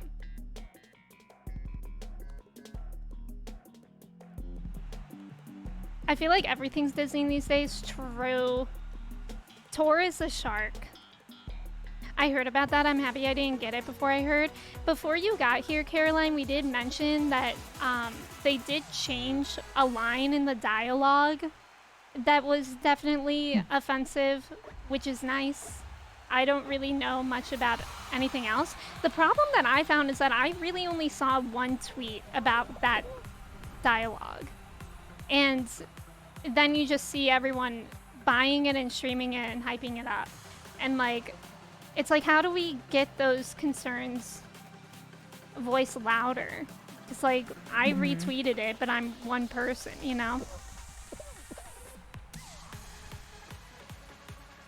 Are you still in the game? Yes, I am. There you are. Wah! Bork, I do have new emotes. I've been working on them the past couple days.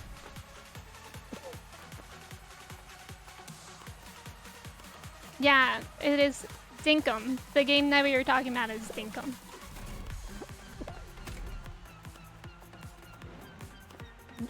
You know what's a really good game for inclusivity is The Sims. Mm-hmm. Like the way they added pronouns and I think like stuff with sexuality too. I mean, I'm a Sims noob, but the pronouns feature was like pretty revolutionary because like some games when you create your character, it's like you don't have to say it's a girl or a boy, but there's pretty much like two genders that you choose from, or like two physical appearances. Look at you, Freezy. Oh, I'm nervous. Top 4. Who's my competition? Oh no. Yeah, heck yeah, Sims. It's easy to miss things, especially when it's a different country, but as long as we listen and learn, we can help. Yeah. Shark attack? I'm terrified. Ooh, do you like this? I don't think I've ever done this obstacle. The button? Press the button that lights up. Oh no. Oh yeah, I don't think I've ever done this one before. Isn't Sims adding more genders? I'm not sure. I wouldn't be surprised though. Yeah, you've always been able to date whoever in The Sims, which is pretty amazing. Like that's been always a thing. Mm-hmm. Very important for a little gay. And like Stardew too. Oh. Oh. Wait. The outside is blue when it's lit up. Who are you? That's a goat. Goat's killing it. Wait, are we supposed to? Yeah, you're supposed to jump on them. I don't know what's happening though. I don't either. I'm just gonna keep touching this. I've been replaying Mass Effect and it was groundbreaking. Okay, I see. At the time, because the third game let you have gay relationships, but nothing added in 2022. It feels like bare minimum, right? Like, I feel like games should really just, like, give more customization and character creation. Like, maybe just not even, like, ask gender. Yeah, I agree. Like, just the Just, like, customization, pronouns. and it doesn't need to be, Yeah. Monkey, I'm so sorry. A monkey was killed by a shark. I'm sorry to hear it. Sacrifice. Like in Animal Crossing, there's basically no gender, but even like in Animal Crossing, like I don't think there's really any use of pronouns and stuff, but when you start the game, there's like pretty... No. Good try. There's like pretty clear, I guess, like, I'm pretty sure I haven't played Animal Crossing in a while, or like started a new character, but to my memory, it like has you pick either like a boy face or a girl face. Do you remember?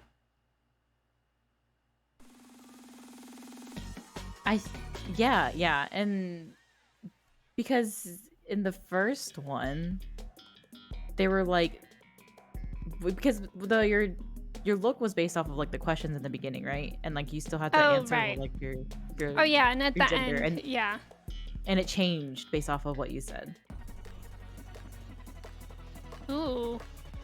I saw for J.K. Rowling's birthday, yeah, Twitter put on her bio, it's their birthday, and someone pointed out that it must have made J.K. so mad. I saw that too, Bork. I thought that was hilarious. It's their birthday today. Yeah, like, people who think that there can't be used for singular just makes me scratch my head so bad, because it's, like, been a thing in the English language for, I don't know, forever. I know we aren't talking about stores, but the fact that Old Navy... Okay, that's okay, Kristen. You can introduce any conversation ever. But yes, Old Navy has a... Is it called gender fluid, or is it called... What's it called? I'm gonna look it up. Gender neutral. Gender neutral, yeah. Gender neutral section. Makes me feel very happy, because I always felt uncomfortable shopping for clothes, and that felt like a refreshing change, if that makes sense. Yeah. I mean, I loved that too. Because I went on Old Navy's website for the first time in forever, because I was like, I'm in need of sweat shorts. And then, and then I saw that they have a gender neutral section. However, I did go into the store and I didn't see that represented in the store. But Really? yeah, it was still like split like two sides. I mean, I could have done more exploring or maybe asked, but there was like no one working, so yeah, it is really cool that Old Navy did that. Yeah, I know you can change your appearance, but in the beginning you have to define if you're a boy or a girl. The Bear and Breakfast game has male characters in just fur, but they felt the need to put the female characters in clothes? I guess so we know? That's very interesting. Oh my gosh, and we can talk about like gender in games and stuff like that, because I don't play like...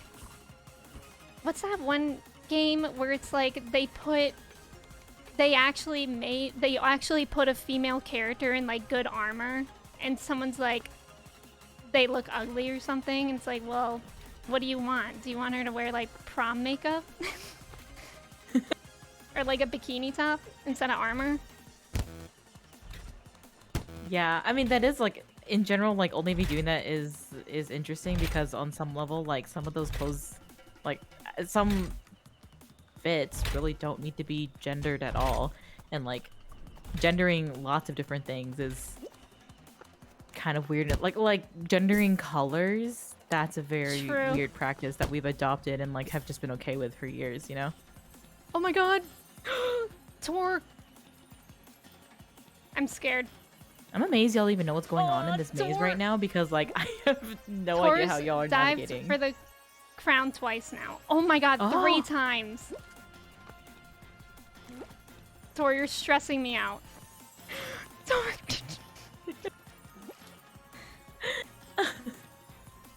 This is too much. Nice. Nice Let's job. GG. go. Old Congrats, Navy has Thor. inclusive clothing sizes as well. Oh my god, the music. That was a lot. Like instead of having a separate plus size clothing line, all of their clothing has extended sizes. Oh, that is really cool. I mean, that's important too. Target is getting better at gender fluid clothes, especially for the kids. That's really important. Yeah. Because I remember that it was such a big deal to, mostly the internet, that they were not going to gender their toys anymore, and they were just going to make it the toy section, and they weren't going to do like boys toys versus girl toys, and like it was such a, I don't know, a discourse about it. But it's also like, why is it even a thing? Like when I was a kid, like I thought like Hot Wheels were really cool and I wanted to play with them, but felt like I shouldn't because I should play with my Barbies, like that was the mindset that we had. And so like why should we continue to like perpetuate that mindset? Yeah. I feel like Bear and Breakfast would have been the perfect game to not gender the characters. To my knowledge, it's all bears. I'm assuming bears and some breakfast. Yeah, like like animals don't wear clothes.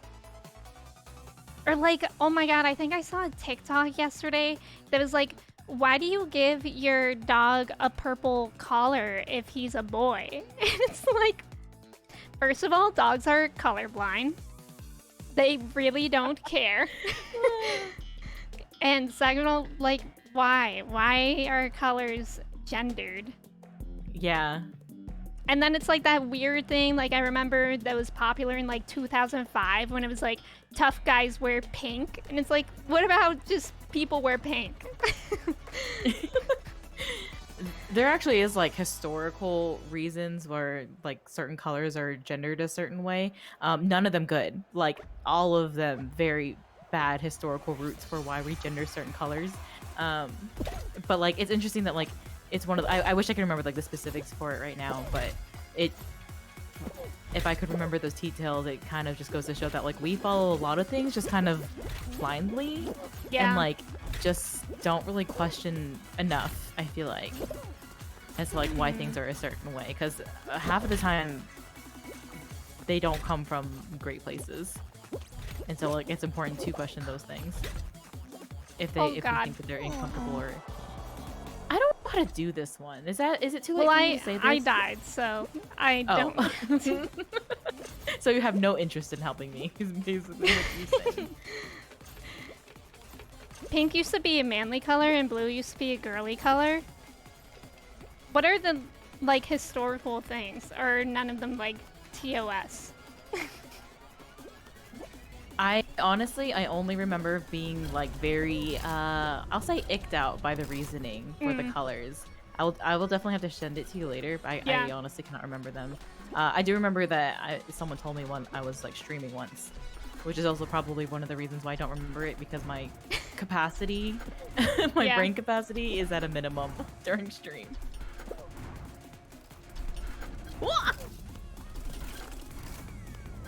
Purple is a gray color. All colors are gray colors. Tor, it's not fair. What if you just stopped running?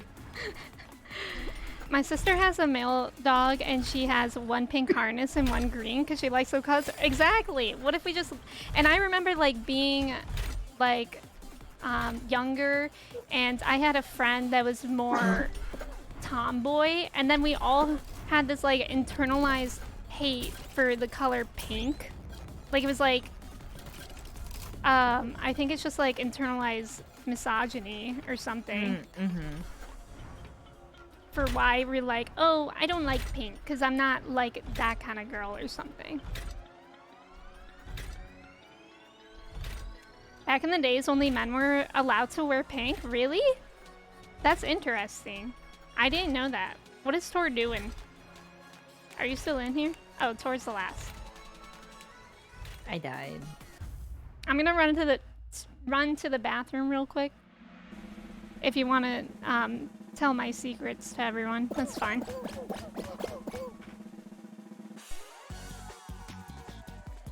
Did y'all know Emmy is not actually 6'11"?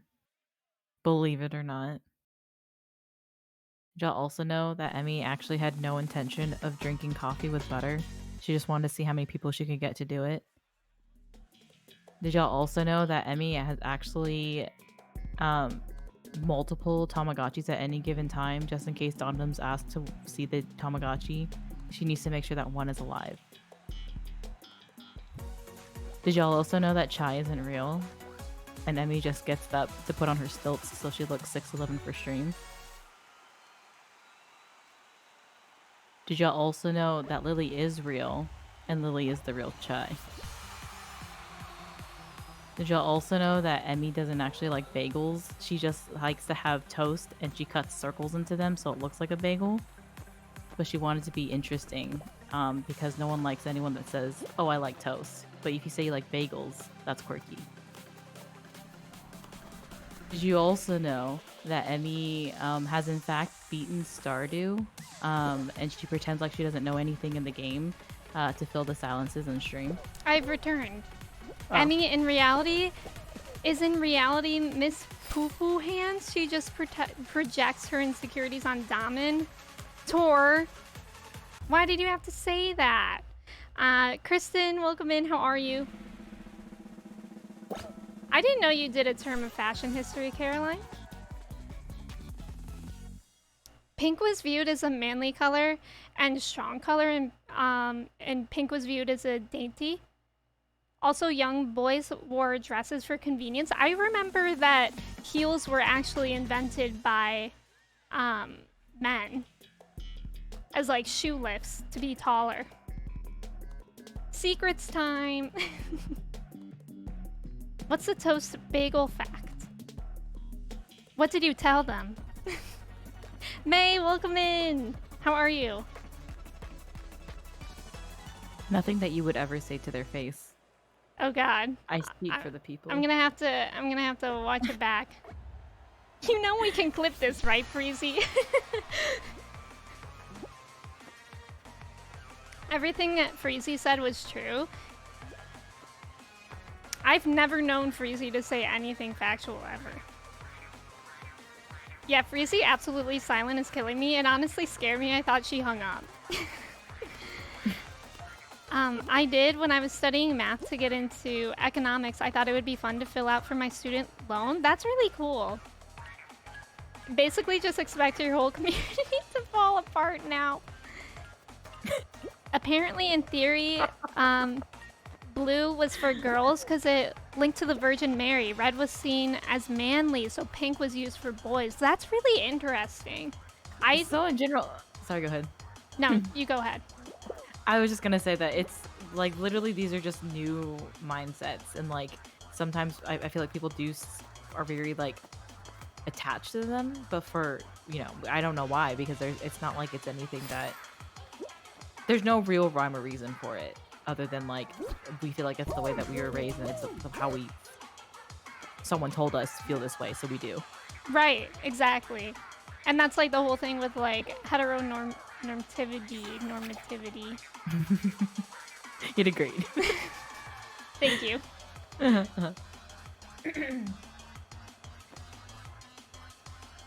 Or even like stuff like women in tech, women in STEM, stuff like that. Like just representation overall, like not like keep putting things in a box, I suppose. Mm-hmm.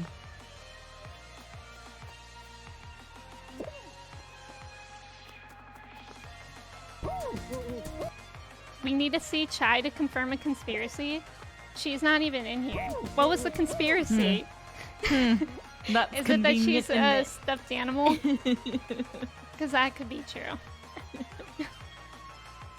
Tor is just living it up right now. This is Tor's moment. I don't know. They gave us 3 rounds in a row where no one could actually get eliminated. But oh, really? Yeah, as long as they passed it, you would get through. Suspicious. So we have Goat, Kevin, and Tor. All good people. I'm scared. Oh, so Freezy was telling the truth? Yeah. I'll say it now.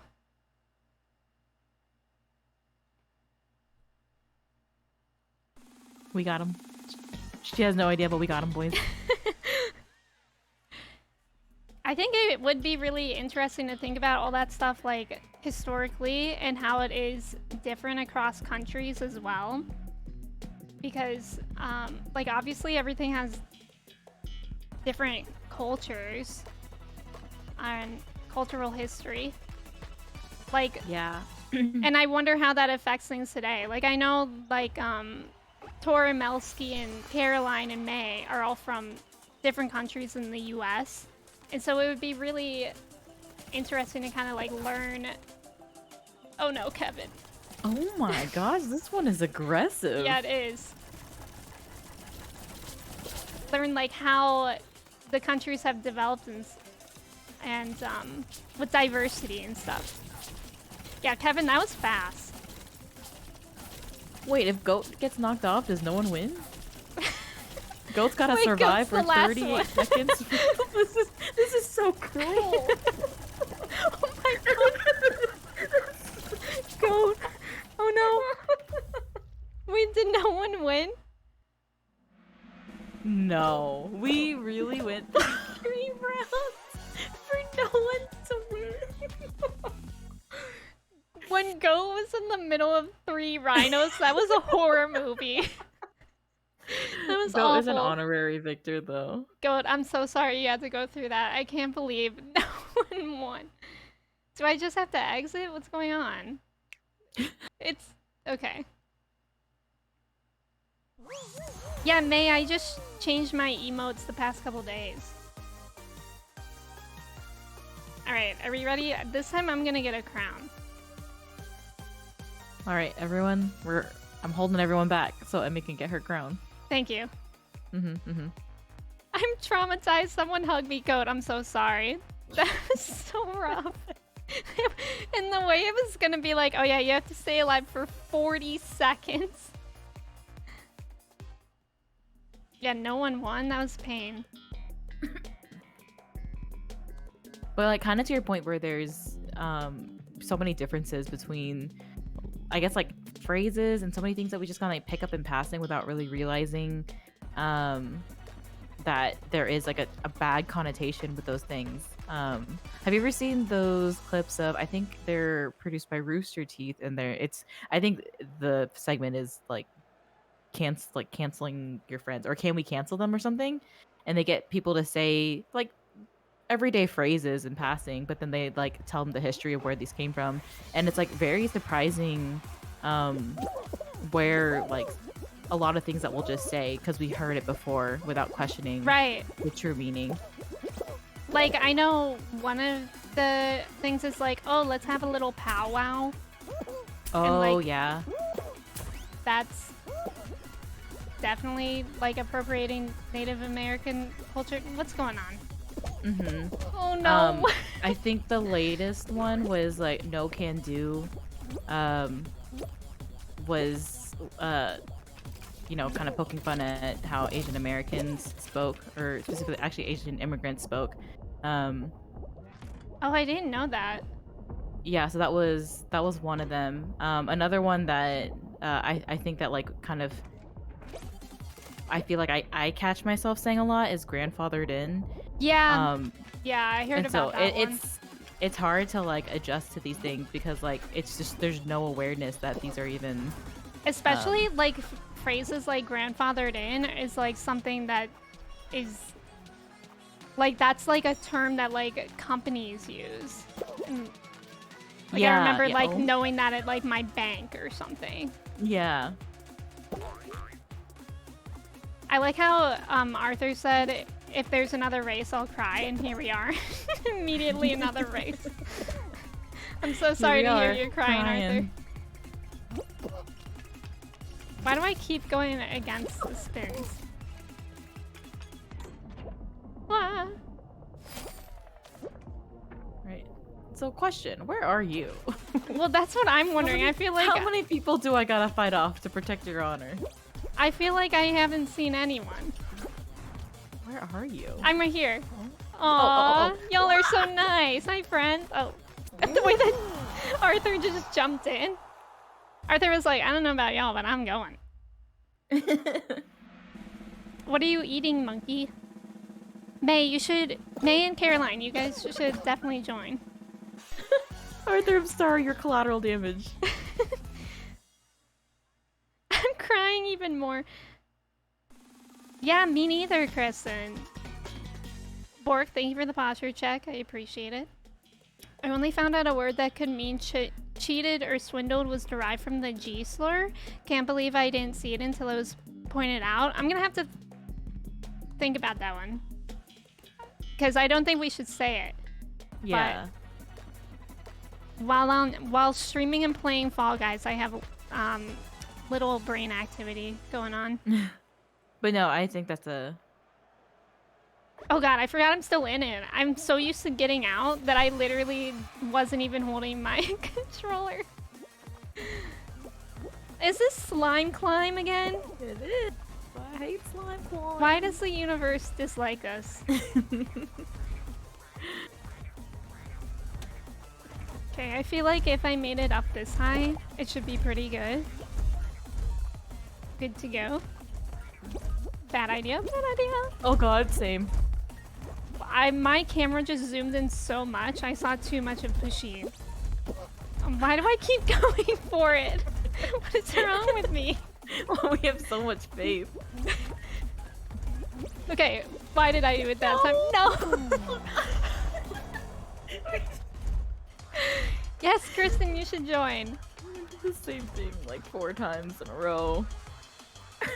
Bork, I could see that too. Oh, you know what else I just learned about? I think I learned it about it in my social justice class was the term highway robbery. I don't know if maybe it's commonly known the origins of that, but like highway robbery is literally because like they would build highways over communities that are low income already. So people don't even drive through them anymore. And therefore, like, all those small shops, small businesses that are owned by those low-income families are just driven over. And people don't even, like, they can't even contribute to their economy anymore. No, I had no idea about that one.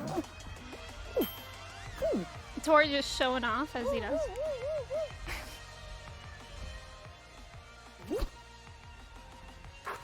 Caroline, no problem. Wait, what happened to Goat? I didn't see. Did they just fall off? Oh my god, wait, Tor won? What? How did that happen so fast? Wow. Slime climb. Slime climb is the worst. Tor's cheating. Yeah, apparently everyone died. Kristen and May, if you want to join, that's the code. Let me know when you're in. I was the only one to make it? Yeah, because Tor's cheating. I died right at the end and Tor was just celebrating. So we're all crying now is what I'm getting.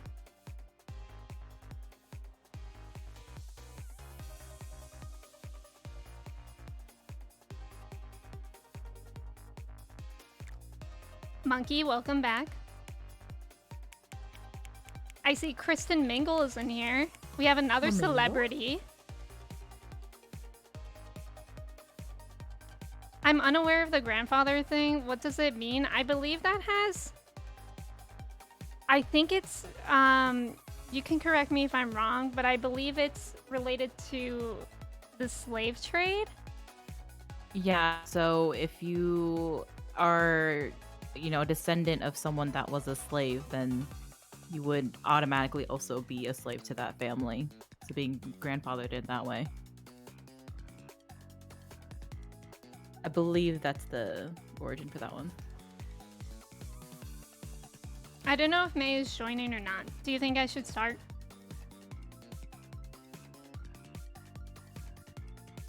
Yeah, maybe I'll be short again. Monkey, thank you for hydration reminder. I will also hydrate. I was about to ask you if you were. Is your office all set up? It is, and it's clean, and I put like most of our stuff away, or my stuff away. That's so exciting. So when you stream again, are you gonna stream with a green screen? Nar. I will be free, untethered to the screen. Yeah, Tora, I can understand that, but also, I mean, the US was colonized by Europe, so it also is, I would say, a European problem as well. What do you think on that? Because I can understand, like, being like, oh, that's not a problem in my country, but also, like, the US was founded by Europeans. You know what I mean? Mm-hmm. Yeah, no, I totally agree with that. Ah!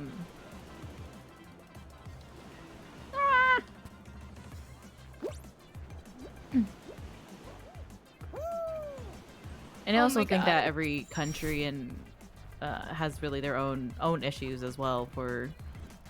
Yeah. Definitely.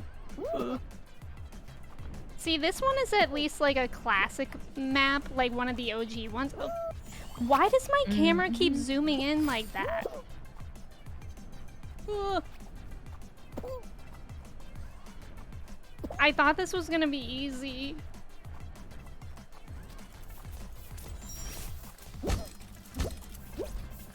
Okay, May. Yeah, you can join the next game. Oh no! Why did I do that? I'm literally not even looking at the screen. Breezy! What? Why are you I yelling know, at me? but also technically no one alive now colonized, you know? So, but it's about the history and acknowledging the history of your people. You don't know what I do in my free time. That's so true.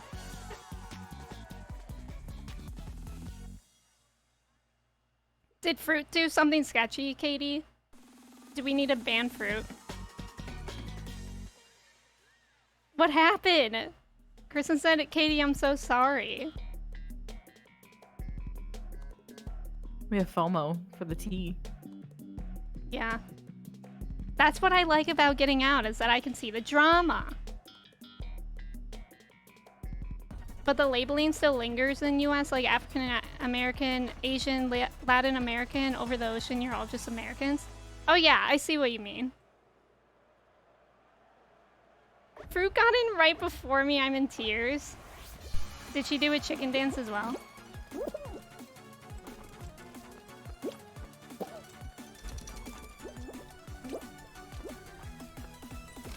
See, this one kind of involves physics, and I like that. I like when you can... I say that as I fall. I was going to say, I like when you can make sense of things. Oh lord. Where did everyone else go? Are you still in this, Freezy? I am, yeah. Kristen, did you get out? Kristen Mingle? Ugh. Ooh. I mean, literally, the Europeans that colonized America aren't even alive anymore. But what I'm saying, I think I'm confused about what everyone's talking about. Like, I'm not blaming you guys for colonizing because just like I wouldn't blame my white friends today for colonizing. But the issue that I think I was talking about, although I don't really remember, is like racist terms and like how certain things you should acknowledge the history of. Y'all, I'm not doing well. First 3 eliminated? What? Oh, Kristen was part of the first 3 eliminated. There's only one spot left. Yeah, I'm not getting that. I'm old. There's a fruit just standing. Oh, Melsky, you're good. I know that you know that too. Okay, who's left? We have Tor, as always. We have Freezy. Freezy, I didn't know you were still alive. Daze, Goat, and Kevin. We have the same people left all the time. How are The way you all just so good rushed at this? over that. What? I say that to my dog sometimes. I'm like, oh, Rogue, I forgot you existed. Just that she's been quiet for a long time. Last I like how colony. Fruit would sacrifice Katie in for nothing. I know. Last colony of Norway was England and Ireland, and they weren't colonized. We just settled and raided. Yeah, I don't know too much about European history besides the effect on the United States, to be fair, and South America.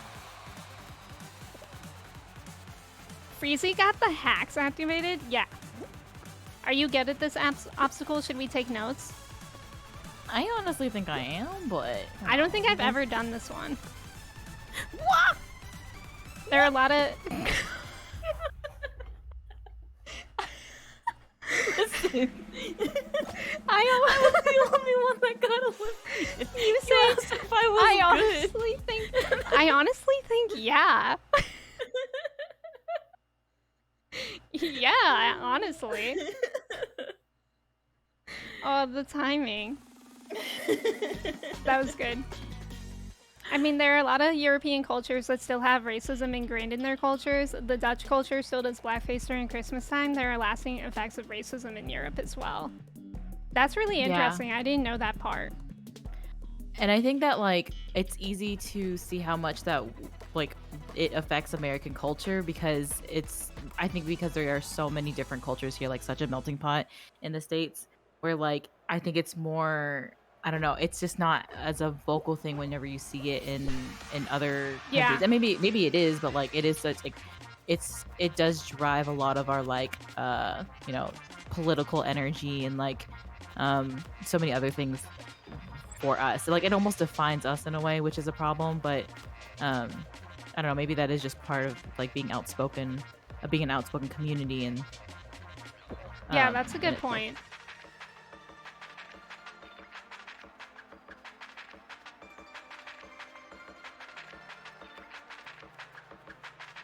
There was so much happening. There really was. I need to go back and clip that thing for Freezy.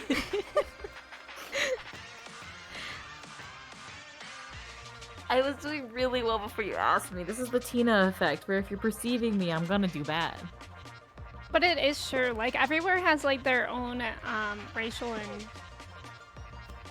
and other history. Like, stuff that you wouldn't even think of.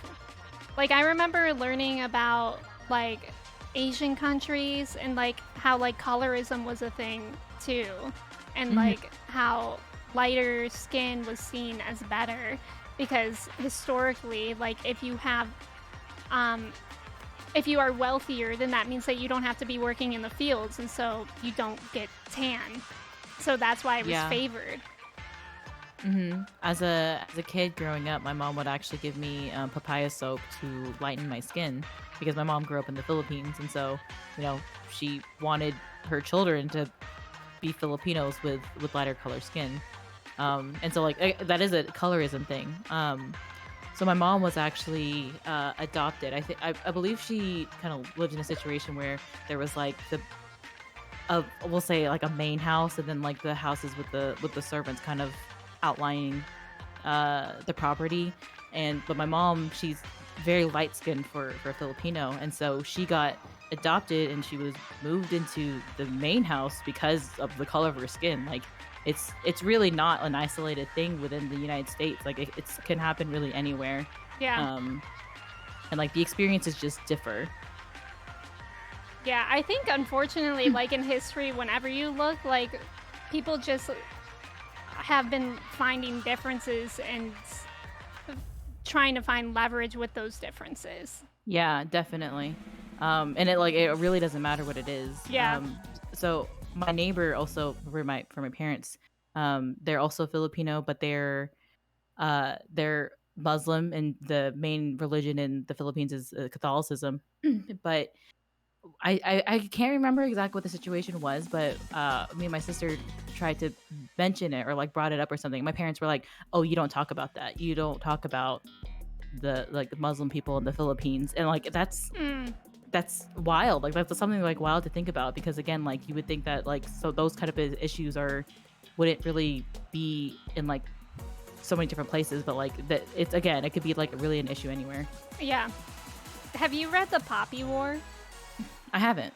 I just started that this morning, and it was just kind of related. Why did I think I was playing again? I know, not another race. We've seen this one like a million times. maybe after this one I turn it off. I think I can do that. Days though. Yeah, let's all watch Days. Watch Days. Unless Arthur, if you're hearing this, we're not watching you. Don't worry.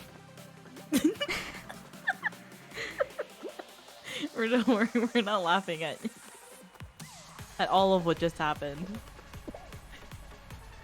Yeah, I heard it's a good book, Kristen. I heard it was like heart-wrenching, right? Isn't that a really sad book? Probably. Sorry if that's a spoiler. No, I could kind of see it being it. I mean, I only read literally the first chapter, and it was already like pretty rough. Every Easter, a lot of Americans learn of the Spanish Easter clothing. I actually don't even know about that. Do you know about that? Spanish Easter clothing? Spanish, yeah. Mm-mm. Yeah, I think there are other mods you can turn on to change up the maps. Okay, and everyone qualified in that one anyway, right? Yeah. So that really was just a race for... Yeah. That was like the 3 rhinos against a goat. It's a sanity check more than anything else. Do they really, Tor? I had no idea. Kind of reminds me of medieval royalty being overweight as a sign of being wealthy and eating food. So when people would call me fat in elementary school, I tell them I was a king shark. I love that. That's true, though. It's very interesting how things like that change. Yeah, very true.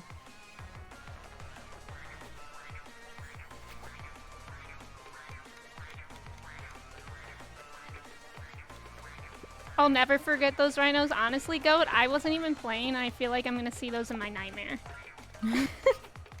Was a little traumatizing. The grabbing does Kevin have a money skin? Is that what that is? It's like softballs or something? Why would you say softballs and money? What is it? It is gold. It's fruit. No? Oh. There's watermelons. Those are... Oh.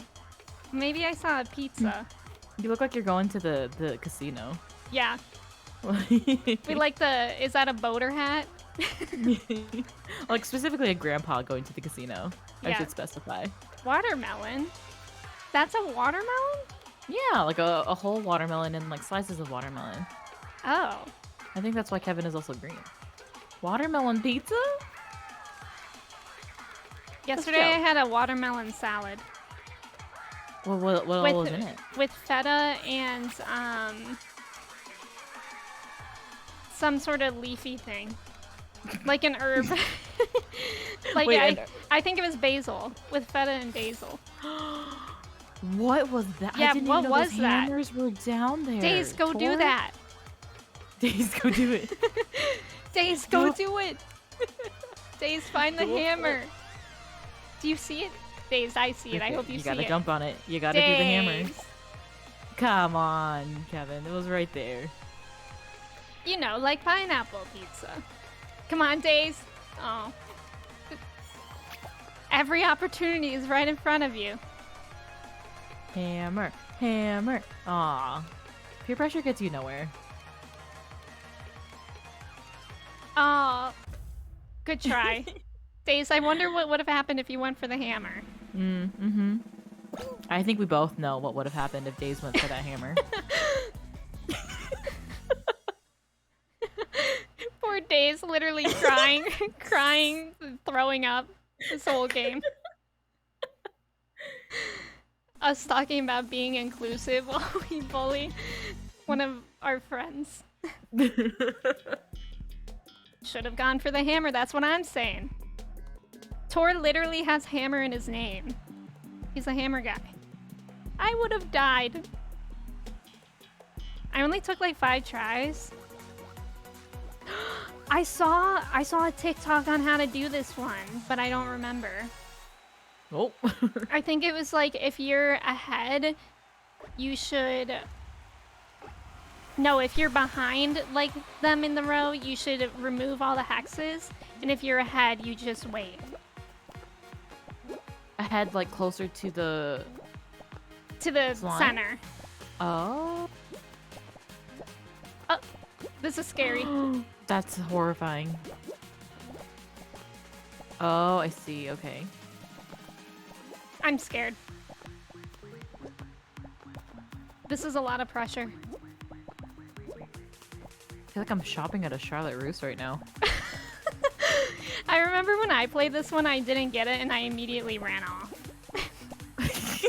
Also, those the hexagons look like they would be a good snack. Like the thickness is just right. Wow, this is going very long. Tor! Did Tor lose? Tor should have used the hammer. Kevin, GG's. Okay, it is a watermelon. Cap GG Kevin is what they call him. Down south. So true. Say it again for the people in the back. I think that's where we're actually gonna leave it as far as Fall Guys go, because we only have about 5 minutos left. But thank you all for playing. And oh god, I went to the wrong. I went to the wrong page. That terrified me. I thought I like started streaming on my other page or something. Okay. But yeah, Freezy, thank you for joining. I appreciate you. Thank you for having me. I feel like it would be good if we like summarize like our main takeaways. Like, what did you enjoy? Like, you know how in Dora they do like, and what was your favorite part? Well, that's not fair. She has a backpack to keep notes for her. I came unprepared. I think my one of my favorite parts was just when we were discussing like the difference of like tokenizing and really valuing the people that you invite into your space. And I think for me it has to do with making sure to give people a place at the table. Like I love the way that you said that. You know? Yeah, and also kind of I think you more brought this up. Man, I really thought I was gonna catch it, and like so I kept talking and hoping that it'll come back to me. I think you more brought it up. Yes. I'm sure one of us would have brought it up or brought it back. I was gonna say circle back to me, but literally there's only 2 of us here. Well, another thing that I liked too is, especially from the article that I sent you, was like the checklist. Like, if you're seeing diversity and inclusion in your space as a checklist, then you're not actually keeping the values. Mm-hmm. Yeah, I think that was also a really good point. And like we did kind of talk a little bit about when we draw that line and like having those people, kind of like what you mentioned, that who we allow into our space. Like I think that's really important for people that are cultivating their own communities, that you know, it is a hard decision to, you know, keep, like you want to keep everyone around that you can truly, but like it's not always going to be the most inviting space if you do that. Like sometimes you do have to draw a line.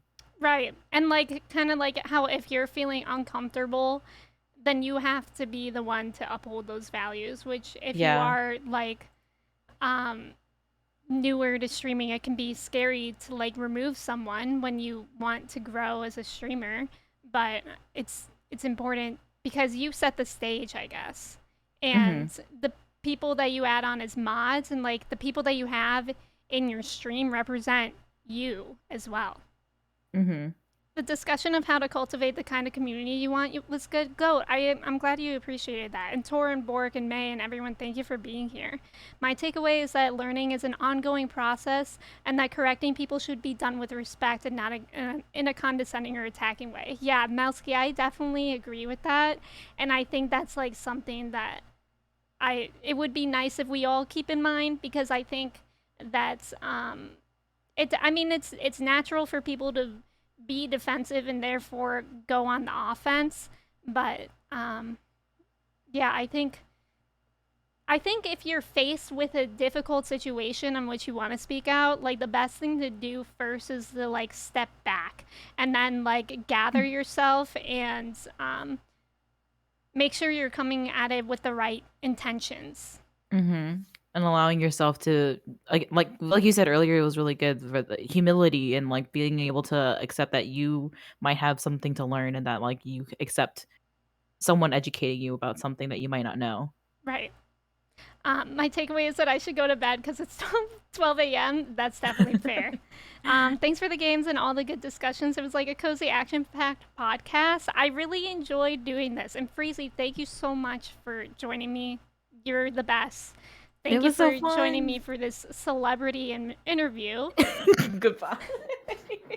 I'm going to find another It Gets Better ambassador for us to head over to. And I think I know who.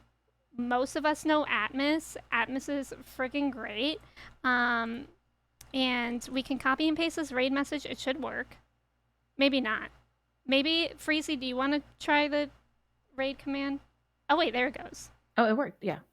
Yeah, so we're going to raid Atmos. He's playing Stardew Valley, and he's also an It Gets Better ambassador. He's freaking great. He has a lot of Pam mods, so a great person. And yeah, I'll be on my stream tomorrow at 10 a.m. What am I doing? Oh yeah, Sims probably. Exclusive interview and games with Freezy. Thank you all so much for hanging out. It means so much. And I'm glad that we could have this discussion and be here. And like, I really appreciate it. It's important to have discussions like these. And I appreciate you all participating, contributing, and like listening to each other. And playing games and getting crowns and all that jazz. But thank you. We're going to go with the raid. Freezy, do you have any final words of wisdom? Good. Okay, we are going to go on. Thank you so much.